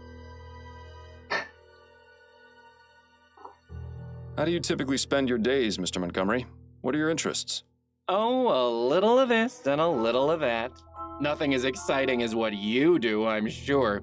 Ooh, tell me, do most bad people start crying when you catch them? I'll bet it's a laugh riot to see them sobbing away. No, Mr. Montgomery, most of them don't. Well, that's a real shame, isn't it? I don't know. You tell me. Parrot. That's a rather exotic bird you've got. I like looking at him. He has such pretty colors, doesn't he? That he does. You know, I've always wondered what he might taste like. Is that bad, do you think? I Really? really couldn't say, Mr. Montgomery. Maybe you should try it. Wow. How about Juliet? What can you tell me about your sister, Juliet? I'm reminded of a famous quote, Mr. Fordham. Parting is such sweet sorrow. Let us part on good terms and avoid the subject altogether, please. What can you tell me about Madame Dupre? She came back from the dead. I couldn't believe it. My mother, resurrected, just like Jesus. Yes. Right. I heard you're the one who accused Mr. Martin of the crime. Oh, no, I already talked to the police about that. I don't want to think about it right now. Thanks for your time. No. Wait. Thank you for yours. That This was is dead? ridiculous. He won't be of any use in this state. If it takes him as long to snap out of it as it takes you, we'll be waiting around here until noontime tomorrow. There has to be a way to bring him back to his Good luck senses. with Maybe that. that quack outside knows something of use. Maybe. Oh wait, I can talk to the parrot?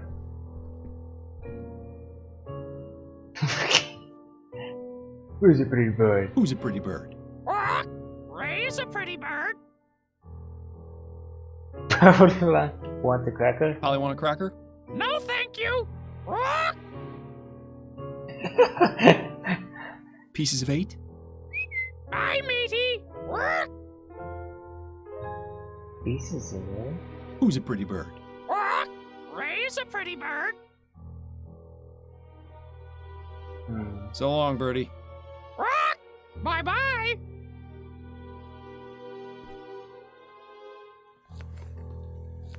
About you wanna talk now? Pardon me, miss.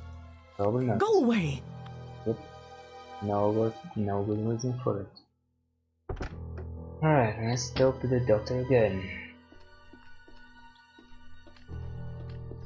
Doctor, may I ask you a few questions? Please be my guest. May I ask exactly what kind of sedative you gave Andrew? A simple tincture of laudanum. It's what I give all my nervous patients. He seems a bit out of sorts. Hot? Meat kettle. It can have that effect, but it usually wears off in half a day or so. Is there a way to bring him out of his condition sooner? A stimulant would have the opposite effect, but I wouldn't recommend mixing the two. It could have potentially harmful effects on his heart. Oh, of course. I wasn't planning on doing anything of the sort. I was just curious. It's cute how you act like you have no experience in these matters. It's almost convincing. Those are all the questions I've got for now. I hope I answered them adequately.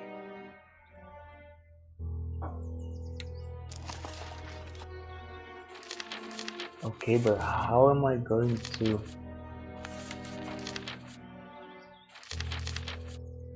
know that stuff?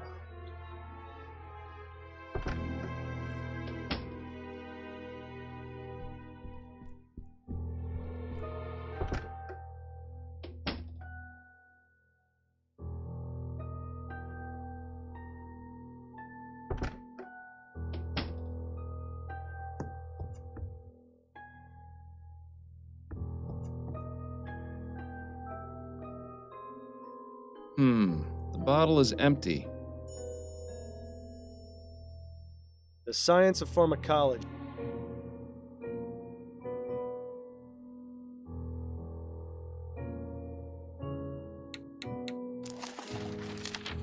How do you add that as a glue? I don't know.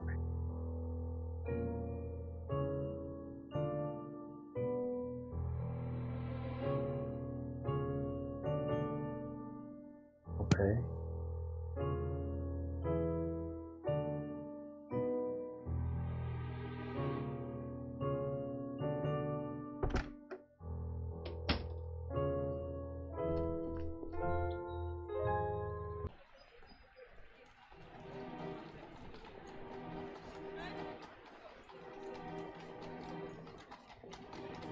Why would I want to go to the cemetery? I don't know.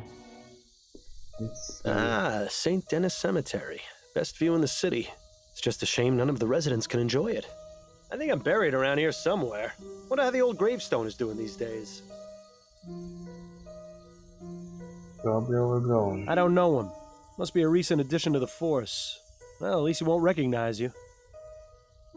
Oh, so I can simply walk Looks past? like people have left markings and offerings in front of this tomb. You may think it's a silly superstition, but I wish you'd leave a bottle of Bollingworth at my grave every now and then. What for?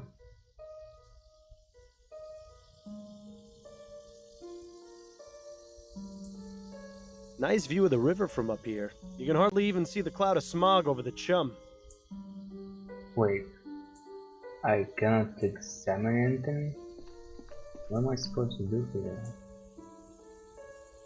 I can dose him, okay. Good day to you, officer. Good day, sir. How may I be of assistance? Let's see.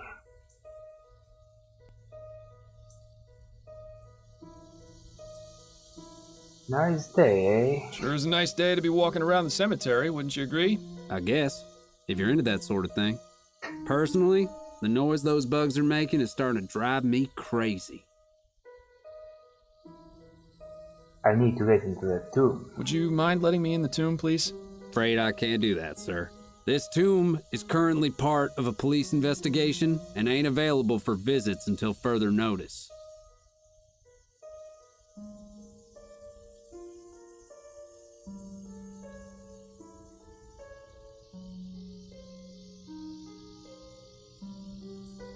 Really? I think I saw someone being mugged in the front entrance. I think I saw someone being mugged at the front entrance. Nice try, sir, but that's clearly a bunch of bull. You're just trying to get me to step away so you can go inside the tomb. What? No, I would never do such a thing. In any case, there's another officer stationed at the entrance, so if there was somebody being mugged, he'd see it for sure. Well, at the very least, it's nice to see the department is hiring competent officers who aren't easily fooled. Well, I tried. Good day to you, officer. Afraid, please. If only that police officer wasn't guarding the tomb, you could go in there and raid it to your heart's content. The plaque says Harrison. Doesn't look very opulent, so I guess it doesn't belong to anyone important. Okay, I guess I'll be coming back later. How about this? Egad! Is this someone's room or a jungle? Quite a fascinating array of plants in here, not to mention the machinery on the table. Seems like Juliet is very interested in getting extra credit.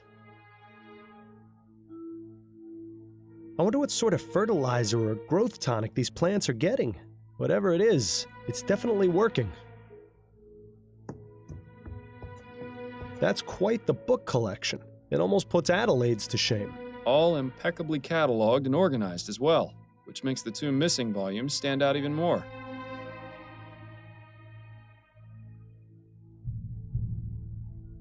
Those are the most vibrant flowers we've seen in a while.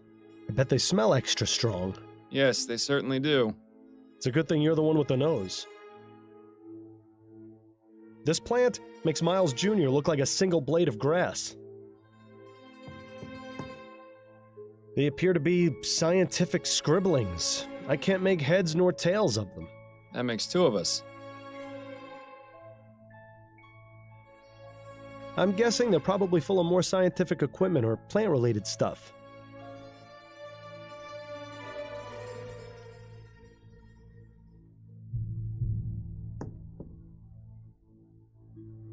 They're just doing what flies do best.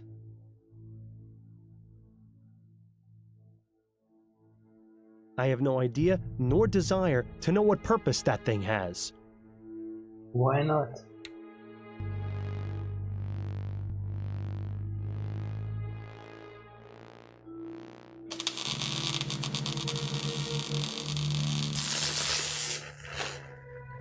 Okay. That was illuminating. Oh, would you look at that? Well now, this is interesting. Where is it? Material effects. Larger, more vibrant flowers. Field production, dimming trickles. Root system strengthen, increasing capacity to absorb nutrients. Conclusion: plants thrive from exposure to small etheric currents. Further experiments are needed to determine the long-term effects. Etheric effects: fauna. Brain is clearly affected, including a trance-like state, muscle control lost, wings flapping, predictable pattern. Conclusion: if animals with greater cognitive ability, including humans, are exposed to specific quantities of ethericity, they will go into a stupor, appearing unresponsive or dead. Dun dun dun. Just a bunch of technical nonsense. I can't understand a word of it. Etheric pressure. What a bunch of nonsense. Okay, can I collect Any more info out of this place? So maybe some items? What if we run again? Let's see what happens.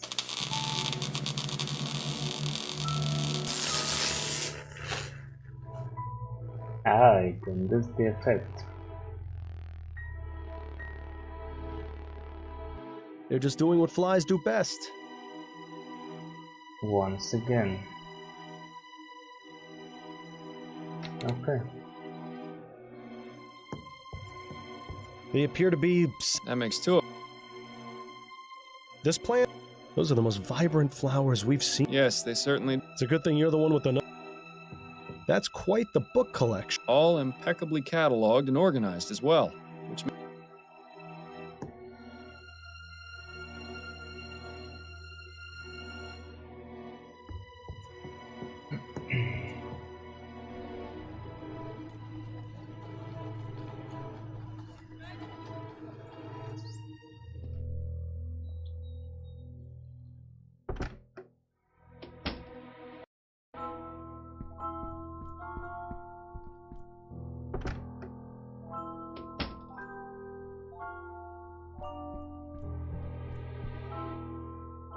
Doesn't appear to be very brief if there's two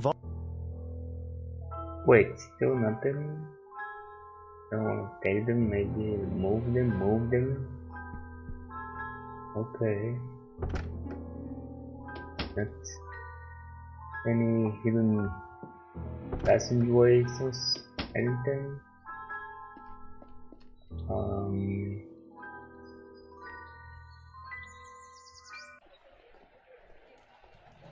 We'll investigate this.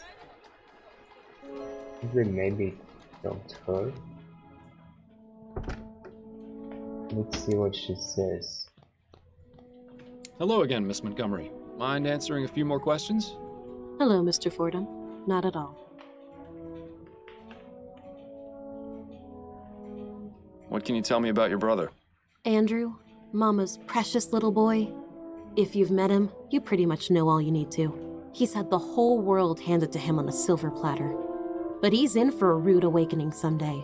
Mother can only provide for him for so long. Do you know anything about ethericity, Miss Montgomery? You surprised me, Mr. Fordham. I had no idea someone of your profession would know or care about something like that. I've found that it pays to be open-minded. To answer your question, yes, I am familiar with the theory of ethericity. In fact, it's recently become a focus of my studies. Despite what the newspapers have been reporting, it's already possible to access it in small quantities from the air around us. Have you conducted any experiments? No, my research has been purely theoretical. I don't have the means to do anything practical, I'm afraid. Deceiver, dissembler, her trousers are alight. I can't understand why Juliet might not want to make her research public, though. Miss Montgomery, please don't lie to me. I know you've been conducting experiments with ethericity. I've seen the room you're renting on Forest Lane. What? But how?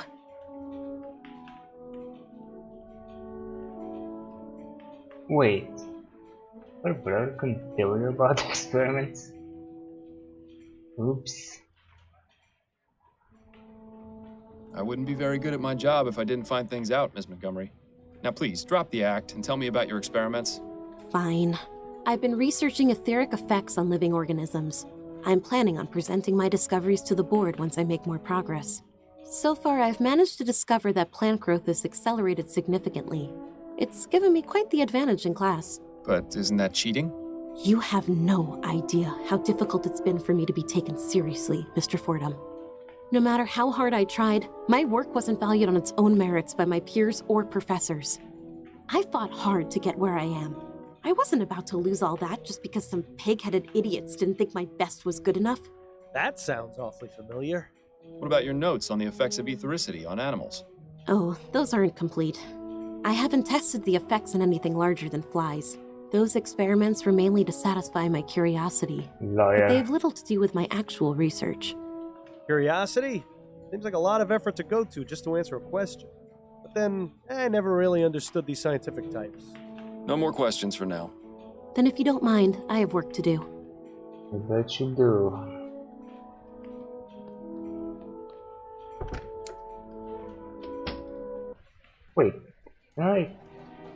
maybe take something.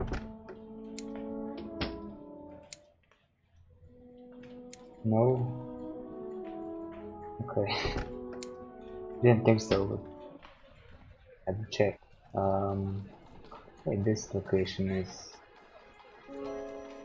closed now. What do I do next?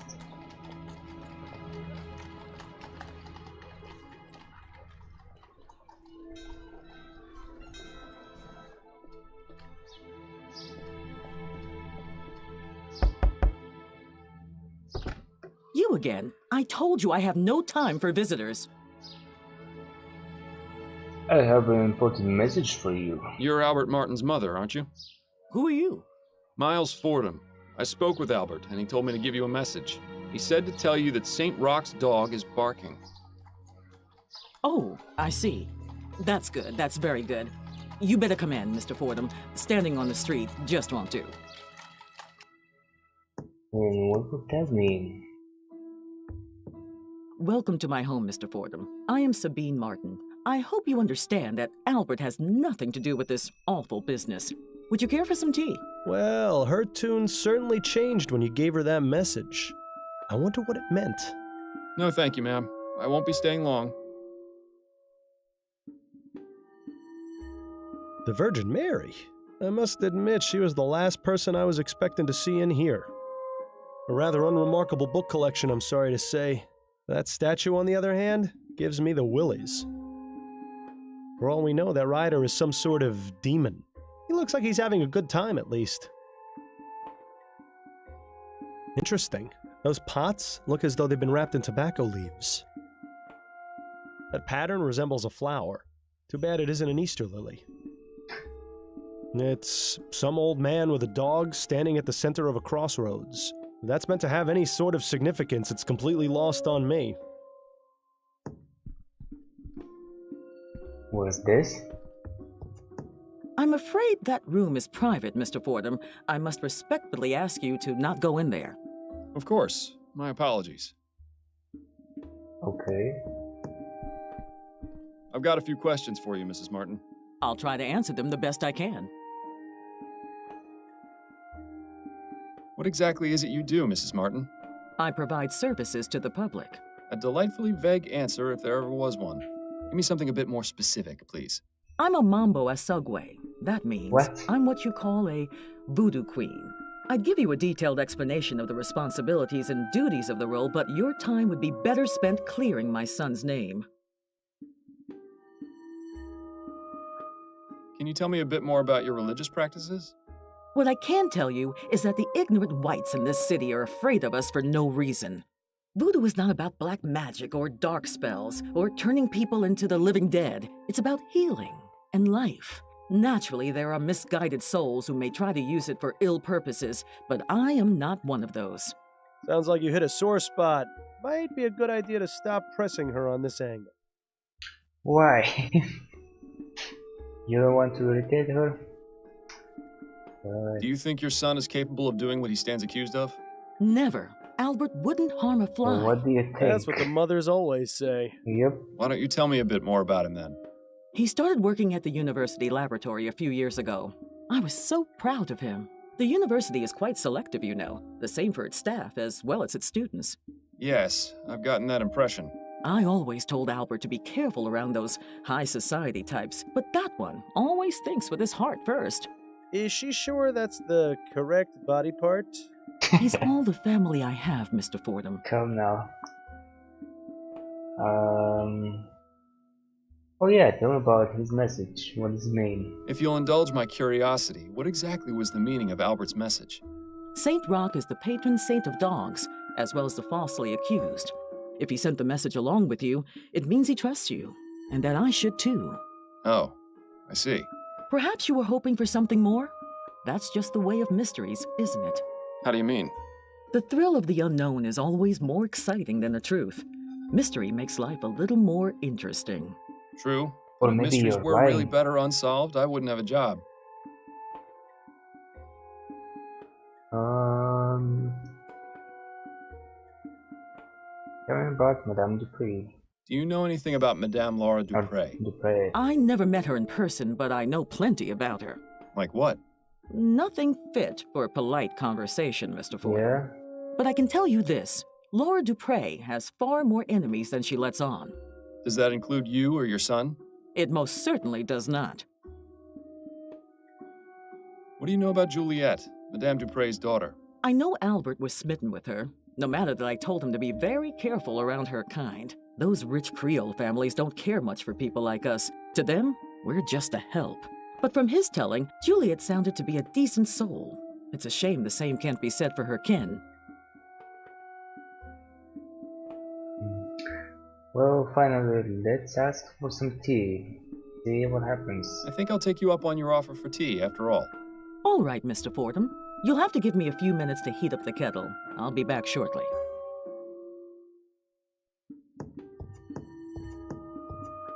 Okay. Time to go in. Amazing! Even more voodoo stuff back there. Why would she keep these particular items hidden from view? Good question. They obviously have some importance to her.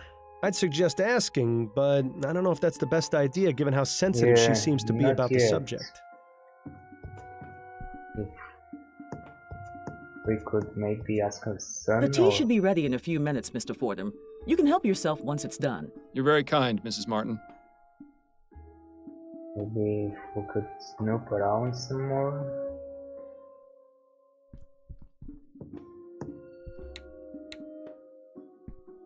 I've got a few questions for you, Mrs. Martin. I'll try to answer them the best I can.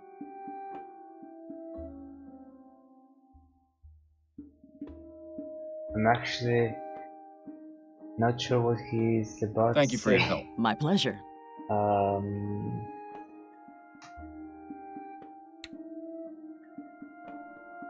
Yeah, I don't think asking is a good idea, but it's basically I've got a few questions depends on for you, what Mrs. Martin. he's I'll try to gonna answer ask them the best about I can. exactly. Is he gonna spill out with his soul, or is he just genuinely going to ask about it? Let's see. About that back room of yours. I beg your pardon? I don't know about this, Miles. Is this really a road you want to go down? Okay. Let's say not for now. Actually, never mind. I misspoke. Thank you for your help. My pleasure. Alright.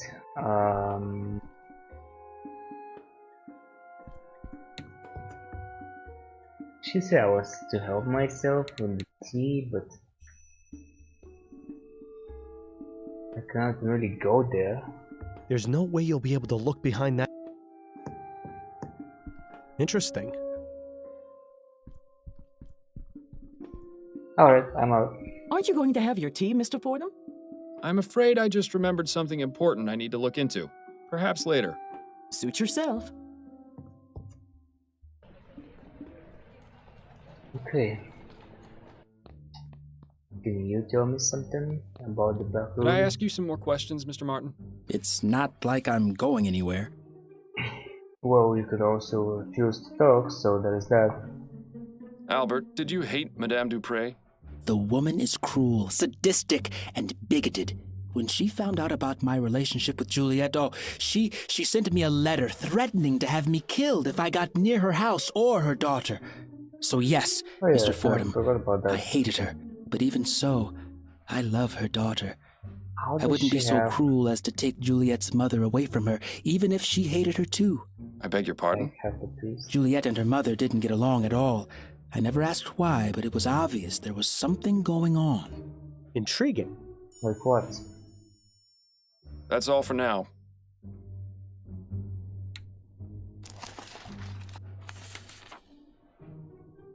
We investigated two stimulant. So generating her mother's growth.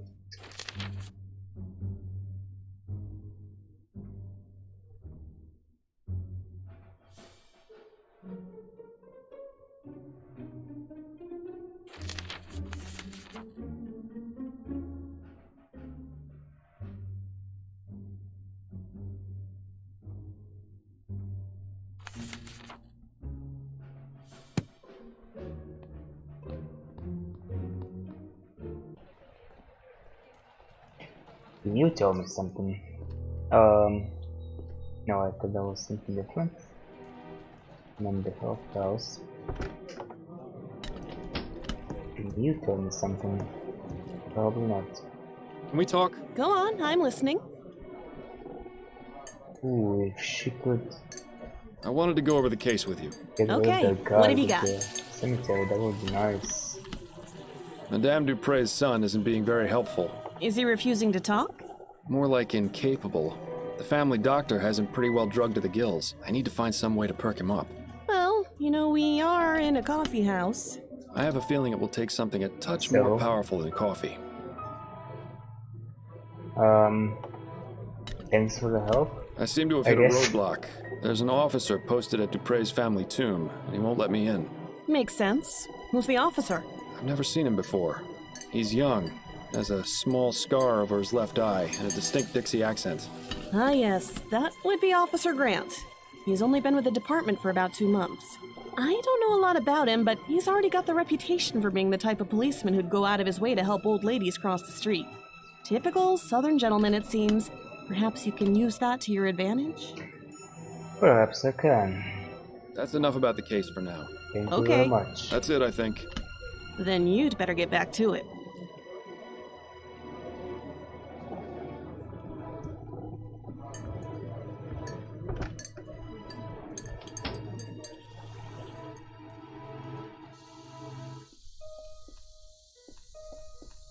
Hello. Good day to you, officer. Afraid I ain't got time for idle chat, sir.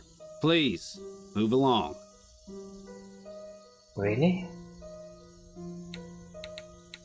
But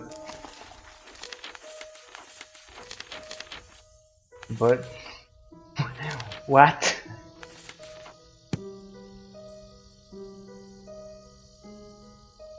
Good day to you, officer. Afraid I... Please. Okay.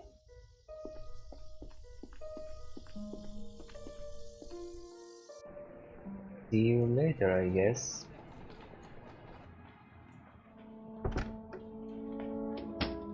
She's busy. Best not to bother her until we have something to ask her. Well, I was thinking about what Martin said, but maybe not. It's not like she would be willing to reveal anything. Wait, she said coffee won't help. All that. What Give is me an this? old-fashioned tea kettle any day.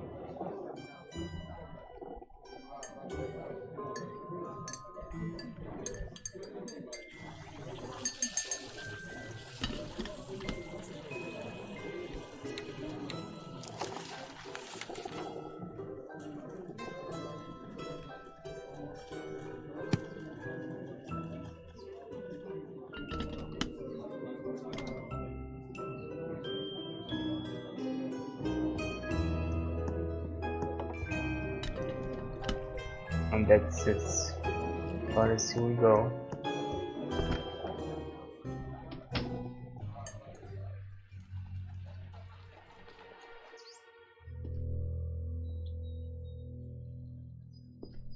This quack hasn't gotten anything more.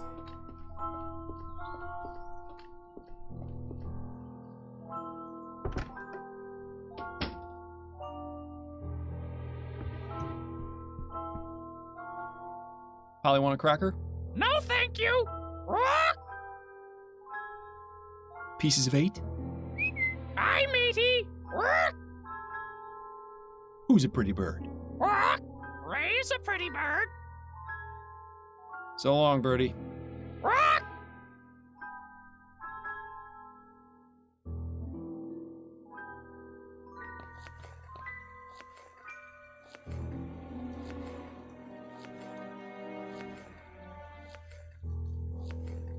Looks like the type of... Pardon me, miss. Go away. I have nothing to say to you. It's times like these.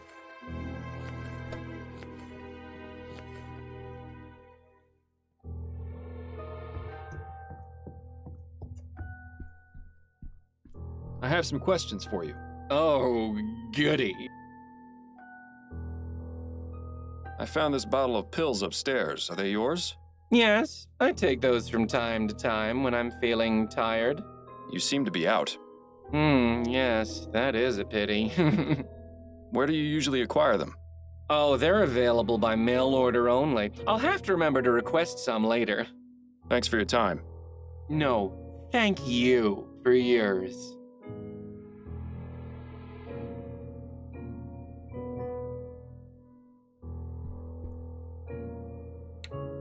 Wait, what? Probably want a cracker? I feel kind of lost. Pieces of 8? So long, bird.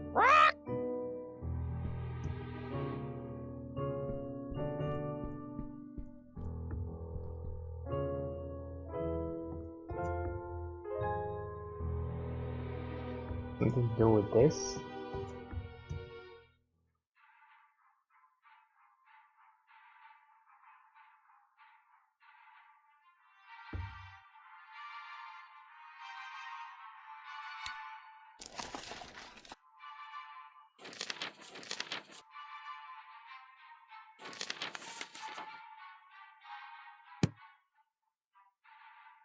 I don't remember what did I collect to activate that.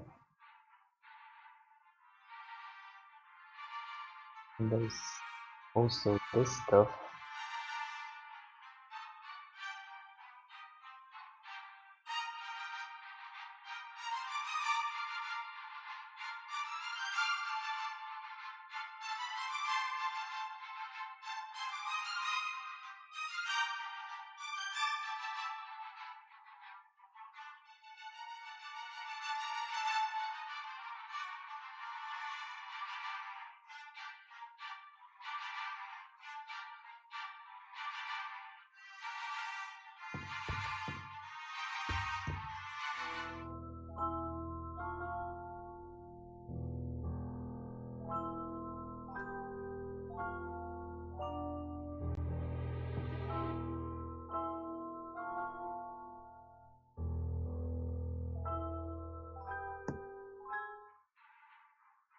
Okay.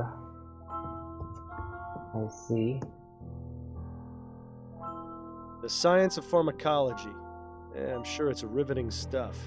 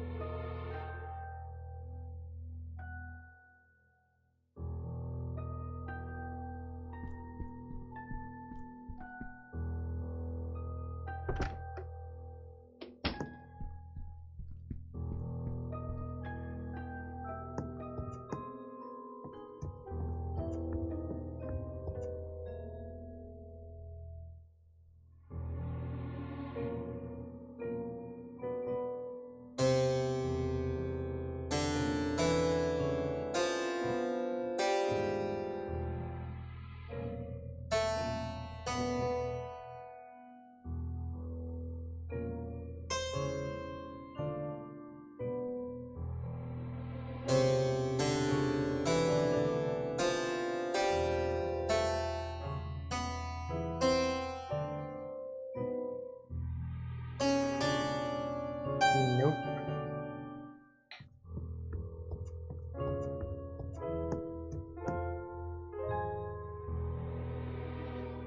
I haven't figured that one out. Also, didn't find anything about Opening Locked. I chest. suppose I shouldn't be surprised. Here what?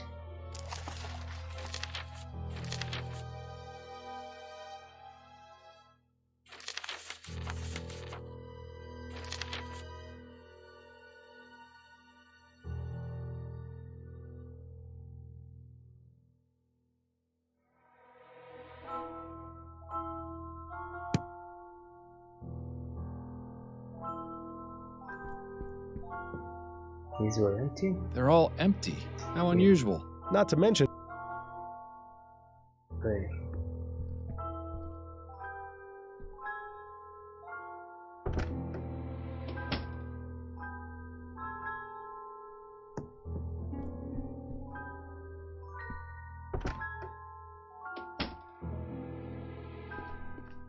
This quack hasn't...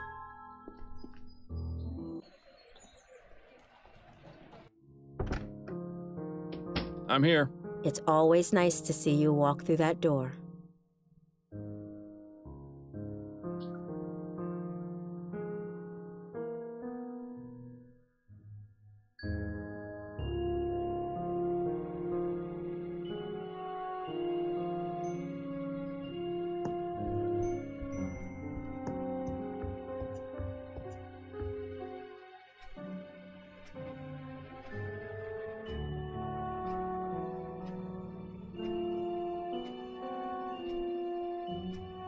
Wait.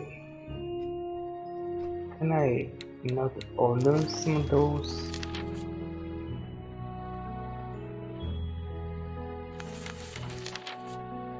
It was supposed to get them from someplace? If there isn't a pair of scissors or a hairbrush in Adelaide's hands, you can bet there'll be a book. Addie? Yes, dear? I was wondering if you could do me a Oh, favor. really? What is it? There's an officer posted in front of Madame Dupre's family I tomb. wasn't thinking about And I need to this, get a but look okay. inside. Could you use your wiles and charm to distract him? My wiles and charm, hmm? Well, you are irresistible, darling. I'm sure he wouldn't turn away a lady in need. Say you've gotten lost in the cemetery and ask him to show you the way out. Should we really be tricking a police officer like that? There's no Yes. harm in it, and I won't be but a moment inside. It's in a good cause. All right, let's go then.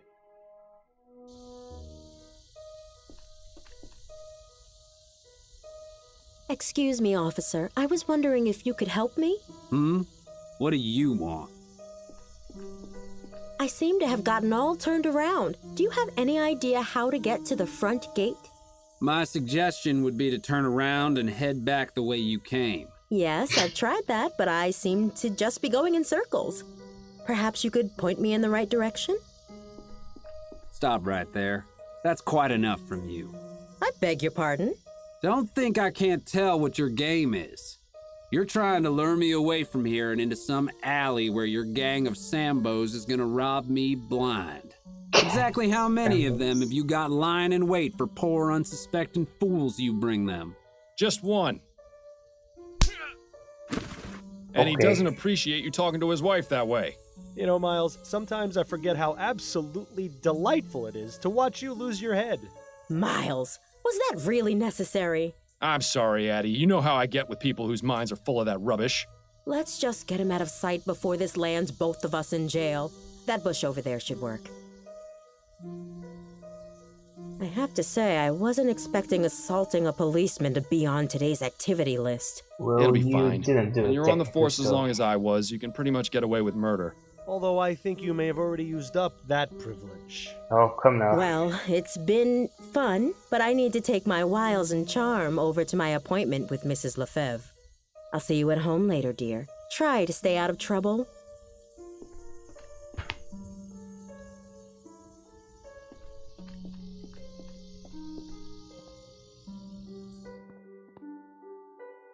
What a dramatic statue. I'm rather surprised no one has defaced it. That nest is full of eggs, but where's the mother bird? Perhaps she abandoned it. Always assuming the worst, aren't you, Miles? I suppose the whole heaven shining down upon the tomb motif is good for the dead people's self-esteem. Something These like crypts that. are reserved for future generations of Chestertons to rot in. There are only 3 left. Then let's hope the Chestertons aren't opposed to spending eternity cozied up to one another.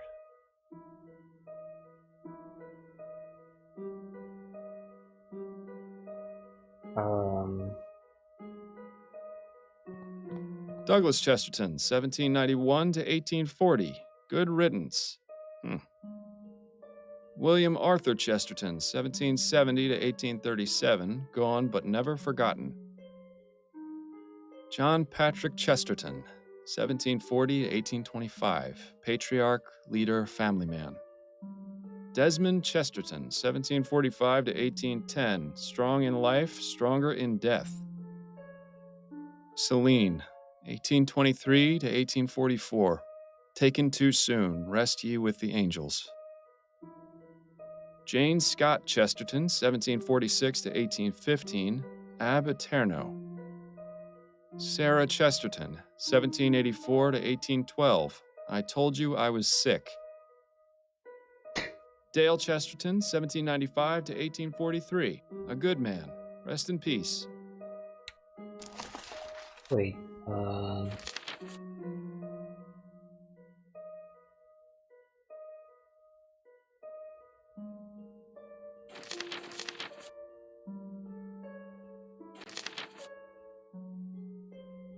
it's in the newspaper.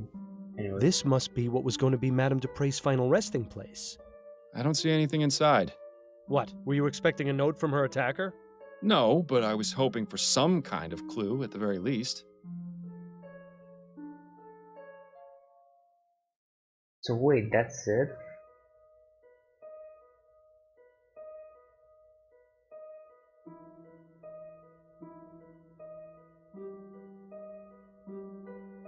These crypts are reserved for future There are only 3 left. Then let's hope the Chestertons...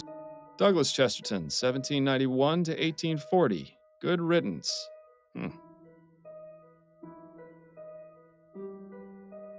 It's open. This must... I don't see anything in... What, were you expecting a... No. Okay. What does that mean? I guess. For now.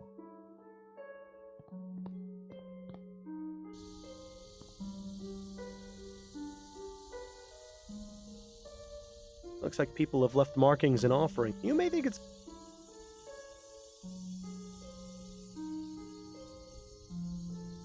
I really thought I would find something here, but I don't know. Now I'm questioning myself, what am I missing?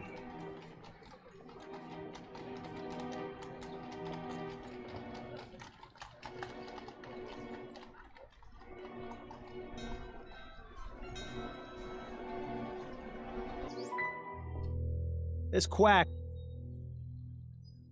This guy won't help us anymore. Just the parrot. Who's a pretty bird? Right. So long, birdie.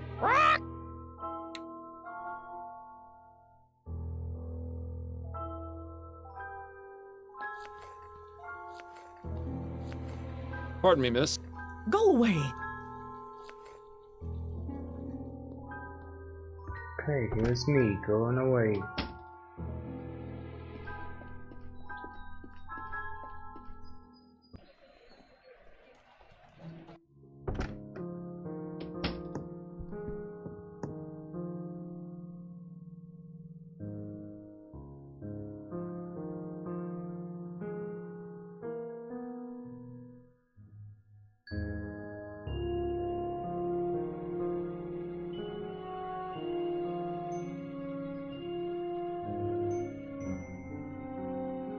It's been so long.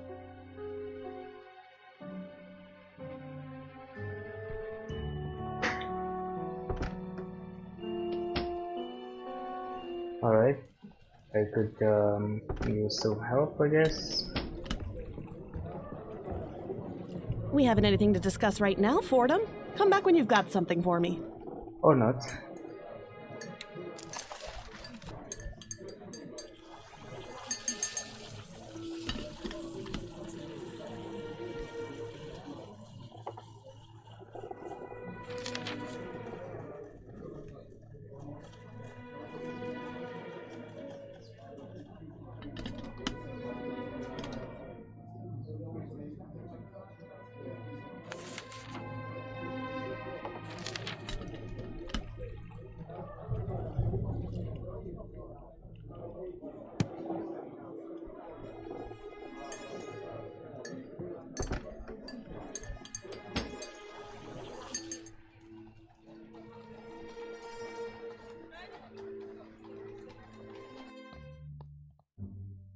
Nothing else to ask? He's watching.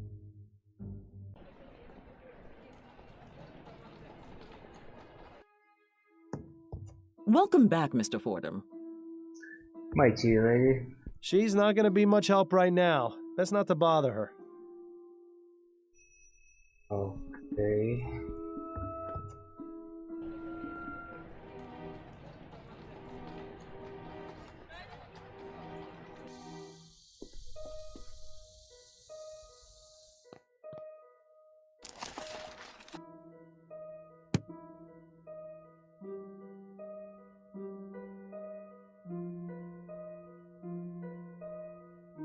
Well, I have to investigate the tomb, but... What a dramatic statue.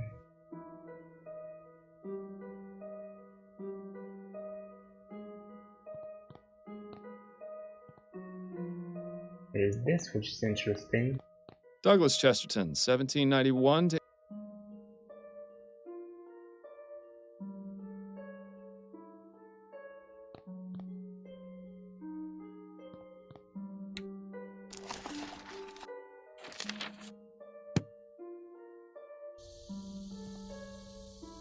This just goes to show you can't take it with you, so you might as well spend it all on a giant tomb.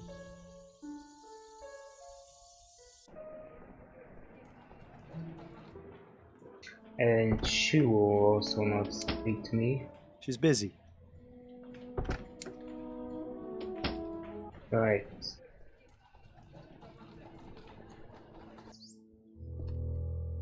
This quack. Okay. As amusing as it is to chat with this oddball, I think we've exhausted his usefulness at the moment.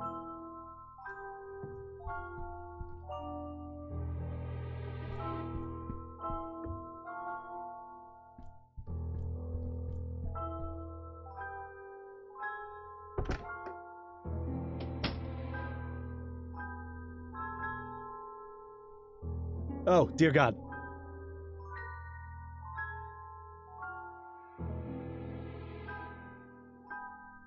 That's an old uniform. This must be Madame Dupre's first husband.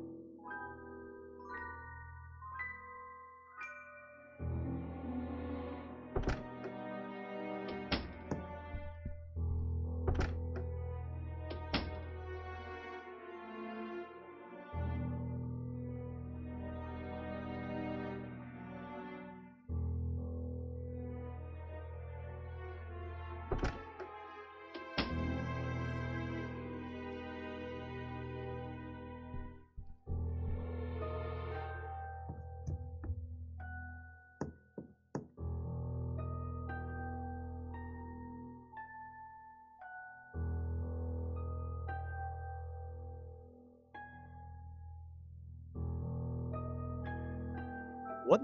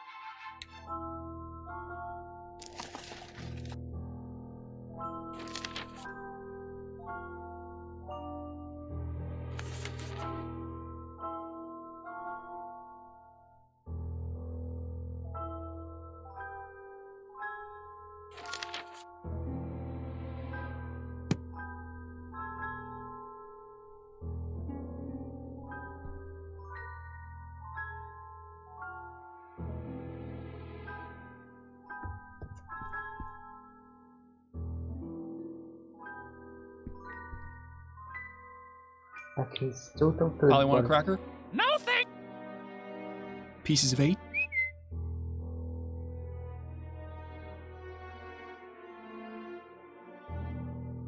Who's a pretty bird? Quack!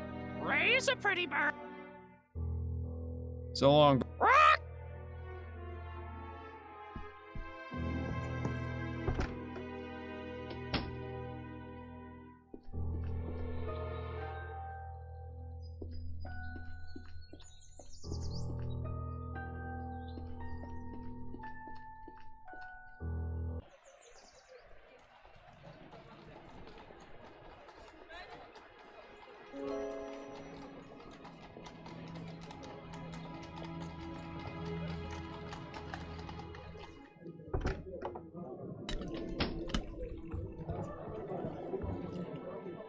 She's running back and forth. We haven't anything to...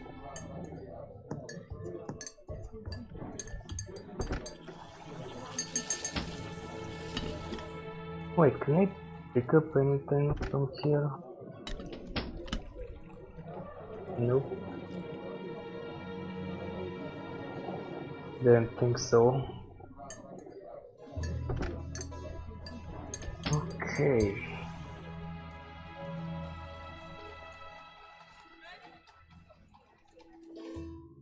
She's not back. How are your parents doing these days?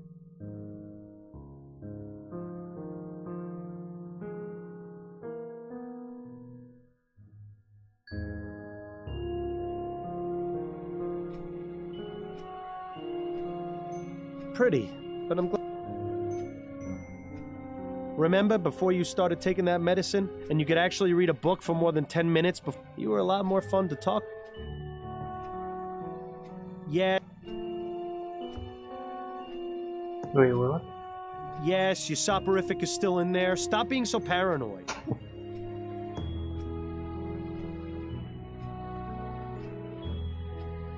Okay.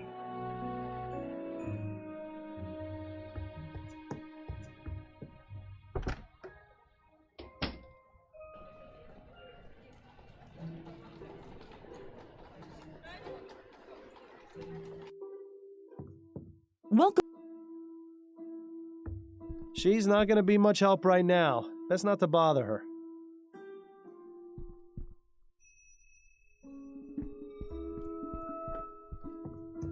There's no way you'll be...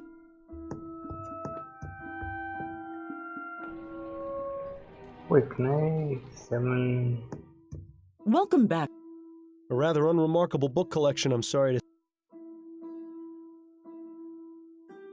Nothing of interest?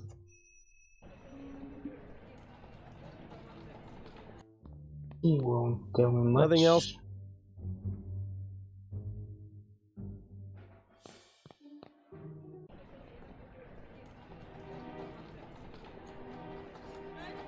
She won't talk to me probably.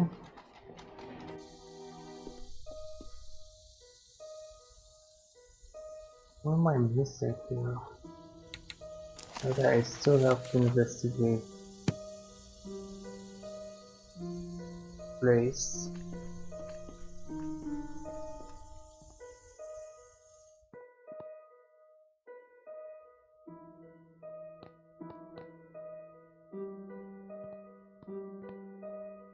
I suppose the whole...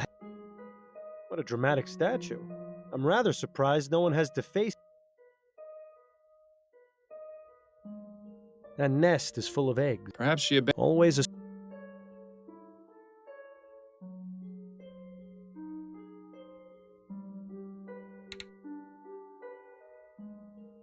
John Patrick Chesterton, 1740 to 1825. William Arthur Chesterton, 17... John... Desmond Chesterton, 1745 to 18... Celine, 1823 to 1844. Jane Scott Chesterton, 1740. Sarah Chesterton, 1784. Dale Chesterton, 1795 to 18... Douglas Chesterton, 1791 to 1840. This must be what was going... I don't see any... What? Were you... No, but I was hoping for... This... I don't see any... What? Were you expecting a note from her attacker? No, but I was hoping for some kind of clue at the very least.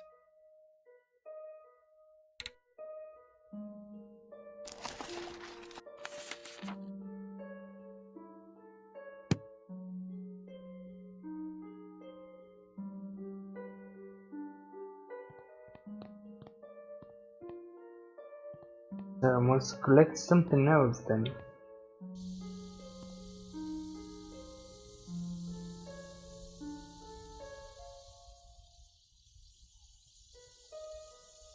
Maybe. The plaque says Harrison.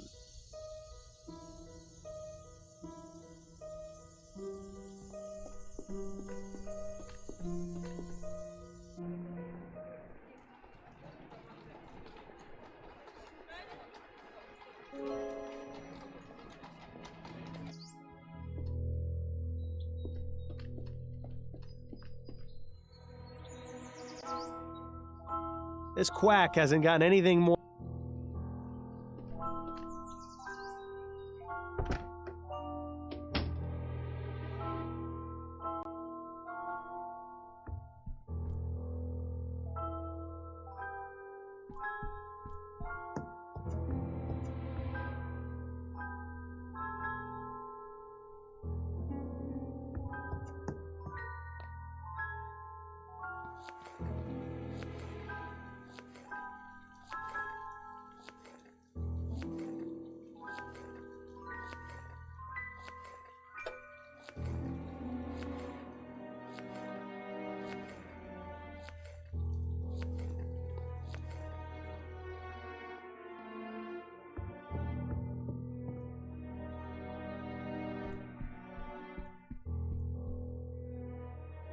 A horrible little porcelain figurine.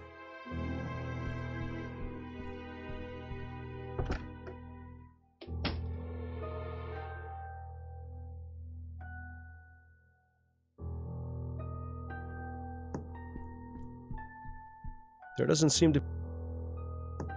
I've never seen so many...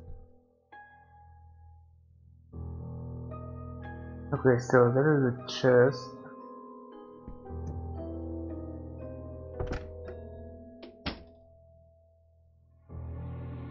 Must be nice being able to afford keeping your oil lamps lit during the daytime. Ah, the Gascon docks. The artist definitely took some liberties. You can't see a single person getting stabbed.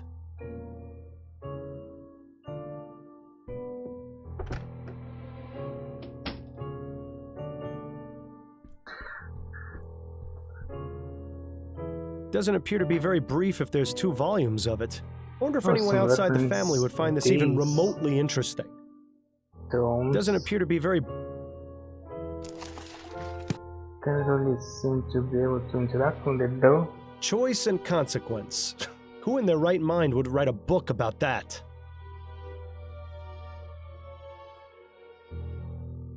I read that one last year. If you ever wanted to know the intimate details of a buffalo's anatomy, I highly recommend it.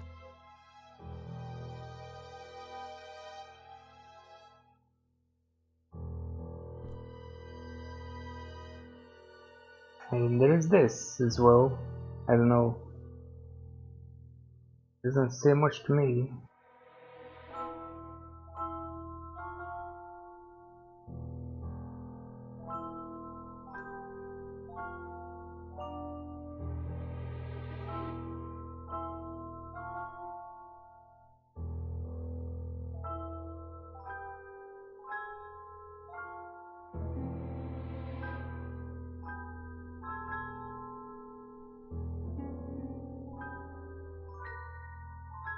Nothing else of interest in there. Yeah, there is much. You've got some huge bags under... Don't remind me. Ooh, a much younger Madame...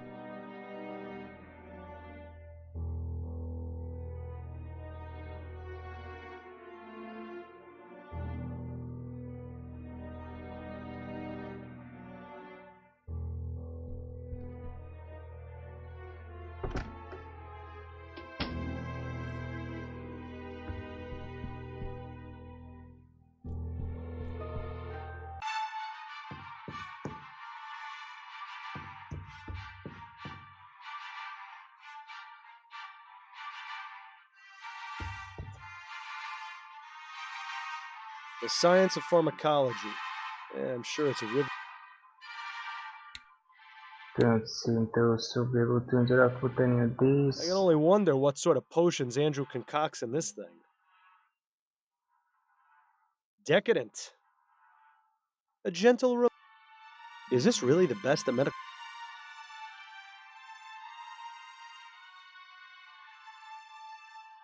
What in the ether is that thing? Okay. Yeah, it must be a nice...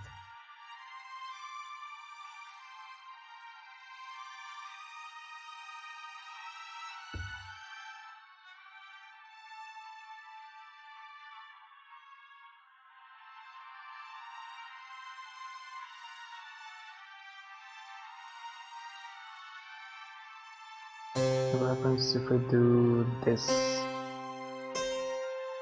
Nothing.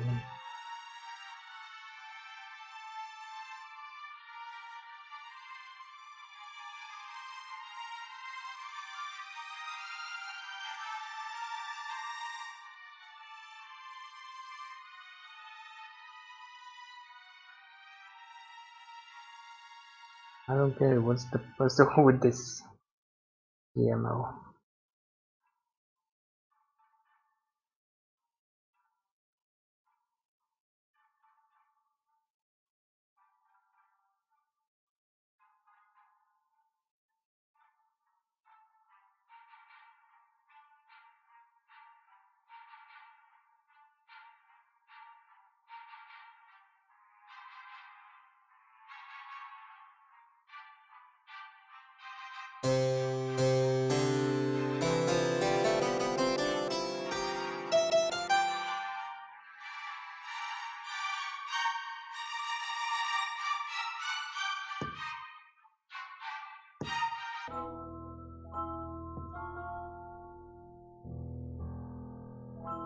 I don't know much about art, but I see Madame Dupre and I at least have similar tastes.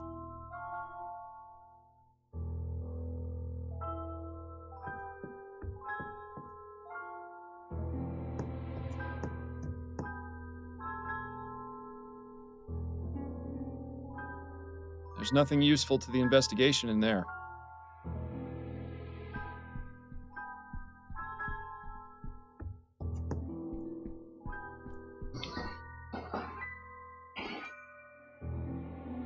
As amusing as it is to chat with this oddball, I think we've exhausted his usefulness at the moment.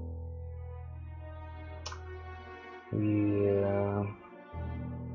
Said he was ordering them. I was looking for a way to order some more pills, but I don't see one. Pardon me, miss. Go away. I have nothing to say to you. He doesn't want to speak Judging with by me. the amount of food this family probably eats, washing the dishes must... Pardon me, miss. Go.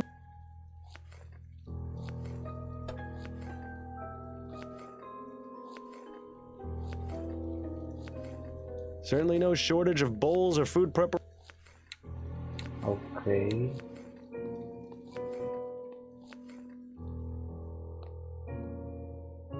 And there's maybe something with the bird.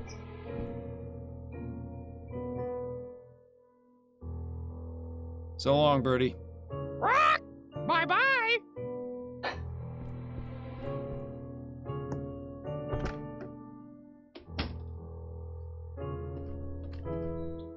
Her eyes are glazed over. If we didn't...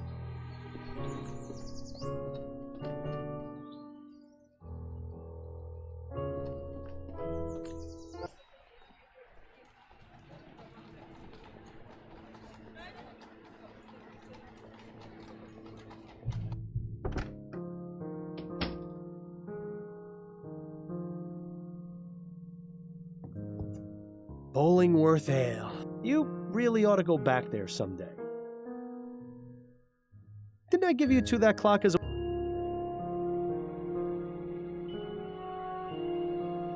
Your book collection has always astonished me.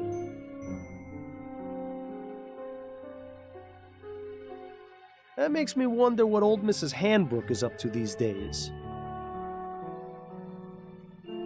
If there isn't a pair of scissors, it might do you some good to look in the mirror a bit more often.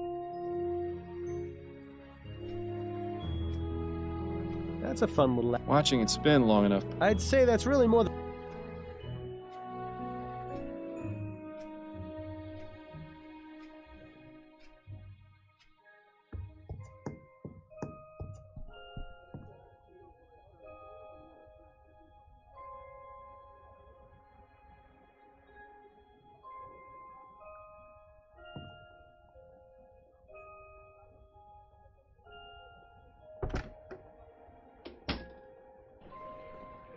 And she doesn't want to help me. Because I could really use some help right now. We haven't anything to discuss right now, Fordham. Come back when you've got something for me. Yeah. Thanks for nothing. I also managed to do this. But when I enter, there is really nothing to interact with.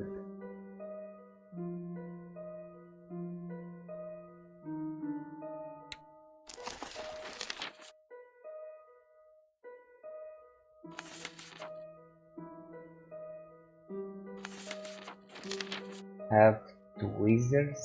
I don't know what for, or is he going to use them automatically, or do I have to make A them nest use is them? perhaps she... Always assuming...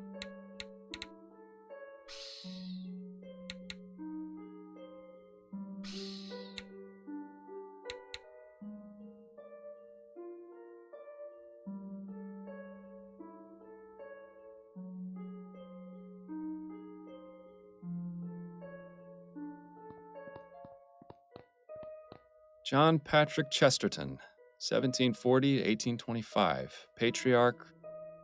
William Arthur Chesterton, 1770 to...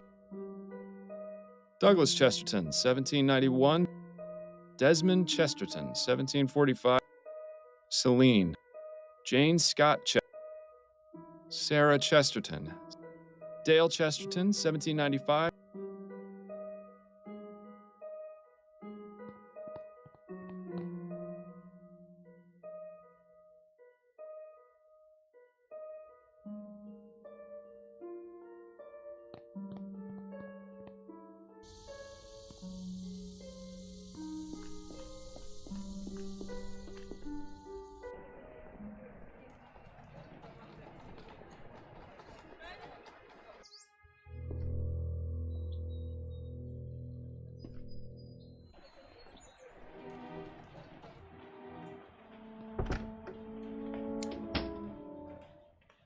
One of those cute... Those flowers are definitely not native to this area. Quite the assortment of plants they keep in here. Judging from that pipe, I could... I've never seen a flower.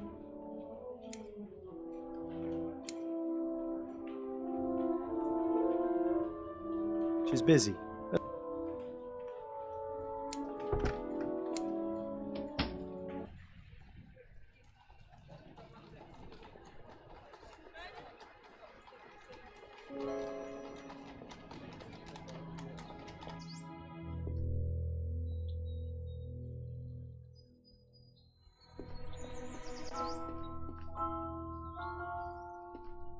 This quack hasn't gotten any...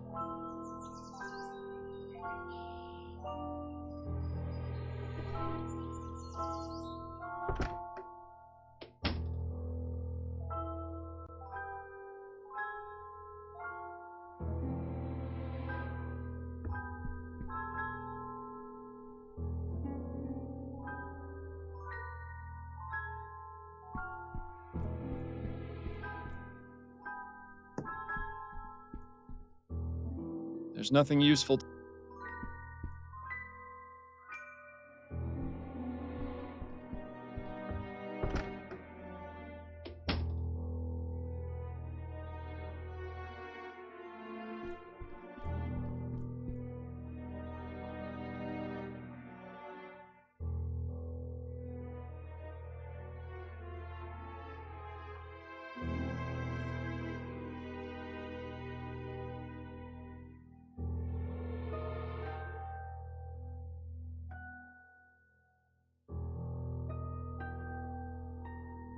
Choice and consequence. Who? A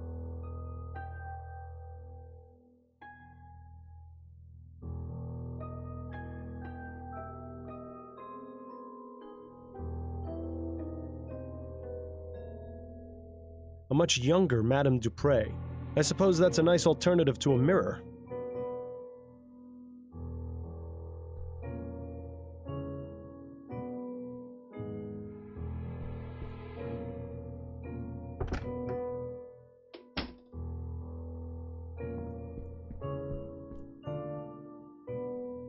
Alright, well, I'm gonna save right here. I'm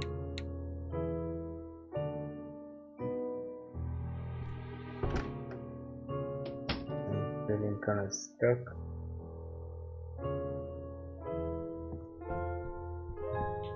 There doesn't seem to be much else of interest among the papers.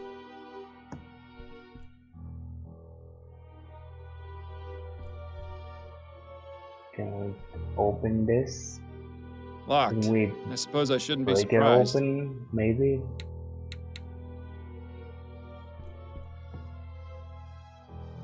maybe, maybe stairs under the bed? Nah. Juliet really likes plants and flowers, doesn't she? Yeah, so? I've never seen so many beauty products together in one place. Doesn't look like they get used much, though.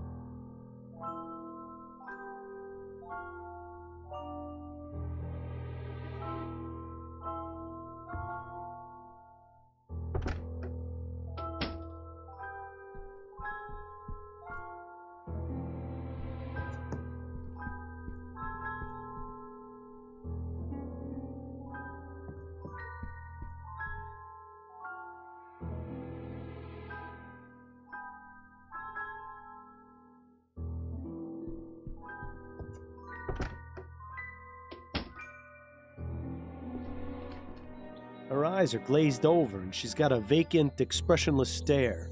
She seems completely oblivious to her surroundings. If we didn't know she'd been buried alive, I'd say she was just exhibiting the typical symptoms of your average rich person.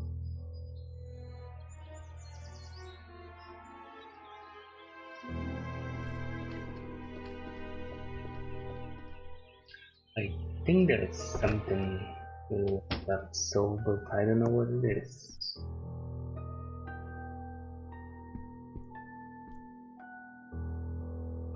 Polly, want a cracker? No, thank you. Rock! Pieces of 8? Aye, matey. Rock! What? Why did it disappear now? Tippecanoe? Rock! A pile of 2.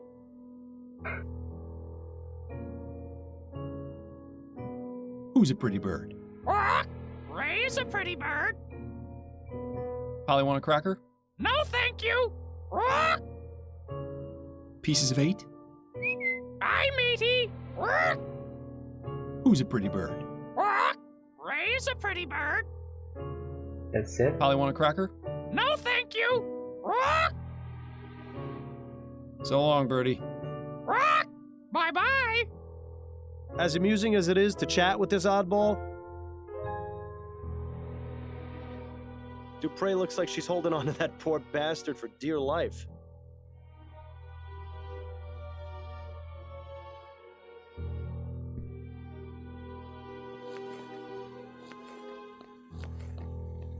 Pardon me, miss. Go away. I have nothing to say to you. But I have something to say looks to like you. gumbo's on the menu tonight.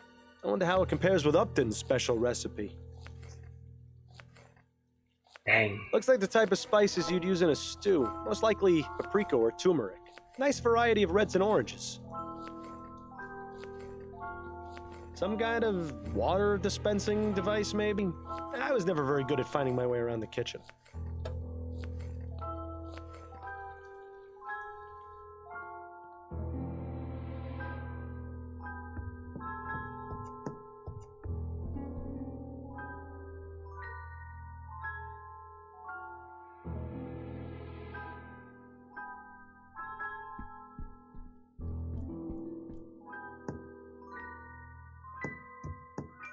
I don't know much about art, but I see Madame Dupre and I at least have similar tastes.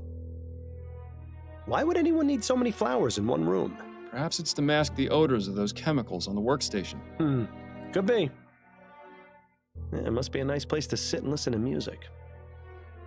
Wait, if I play this, can I actually sit down? It must be a nice... Nope. It must be... Not quite.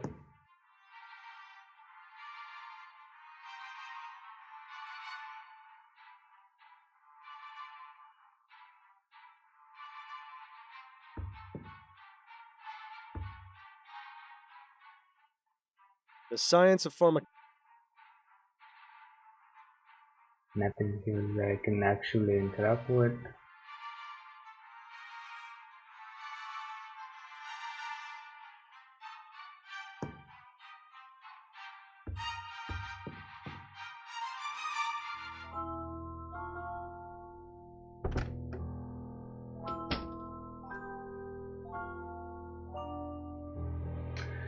Okay, well, I guess that's the end of my investigating abilities for today. So I'm gonna stop here for now. Thank you for watching and see you next time.